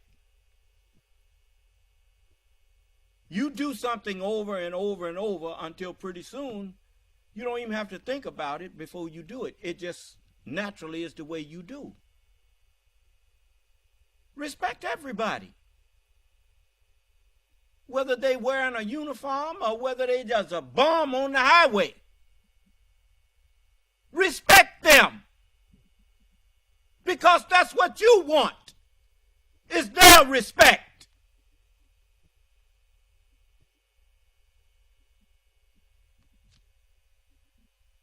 You sitting up there telling a judge that he wrong for correcting your child. Even talking about suing the poor man. That's what you get. No good deed will go unpunished. Now, who would say that other than the devil?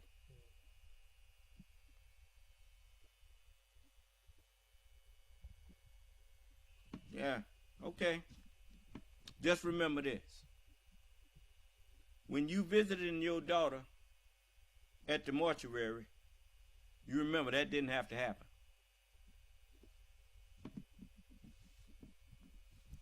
You should have offered her correction. You should have been thanking that judge for correcting her.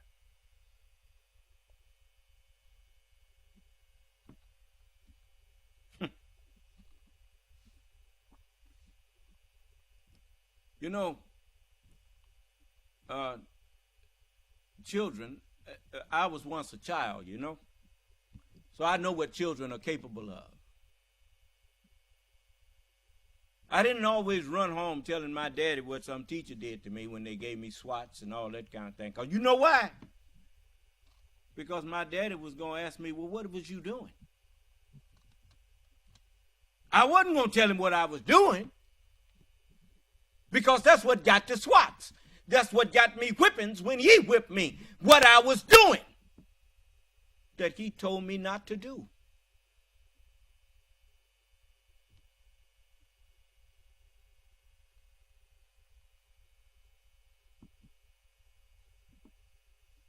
What kind of teacher is worth their salt that see you there in the classroom sleeping and don't wake you up and tell you to wake up? They used to tell us, stand up.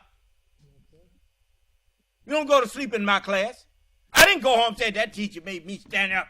Or why did the teacher make you stand up? I wasn't going to say because I was falling asleep. Because I knew why the teacher made me stand up. Because they was trying to teach me something. Trying to put something in my head that would help me.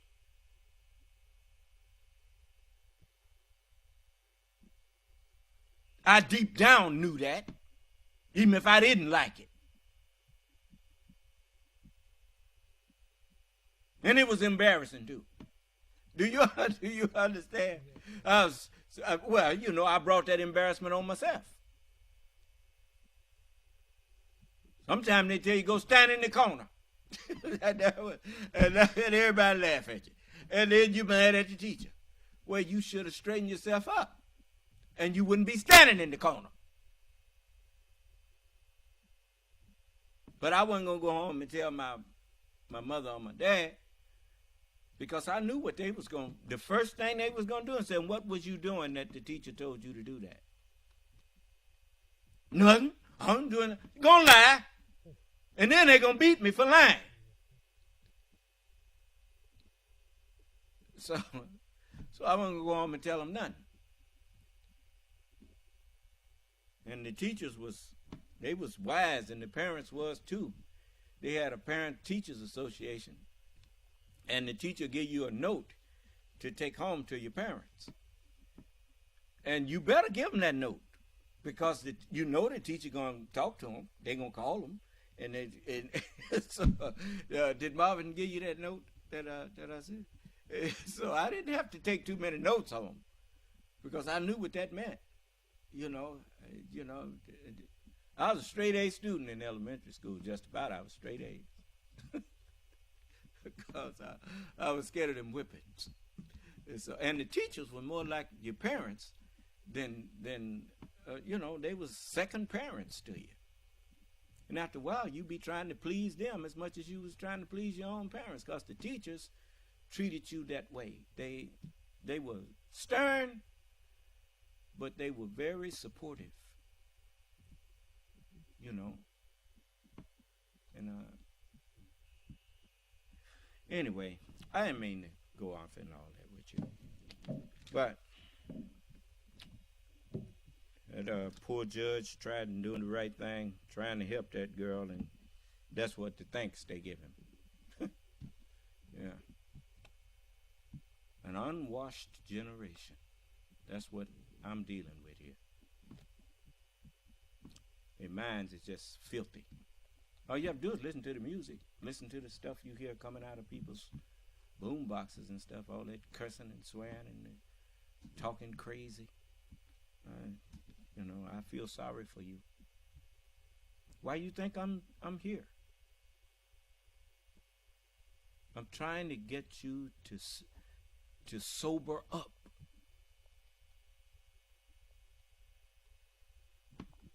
May Allah bless us, keep us safe, and in our right minds. May Allah's salam alaikum. Conference recording.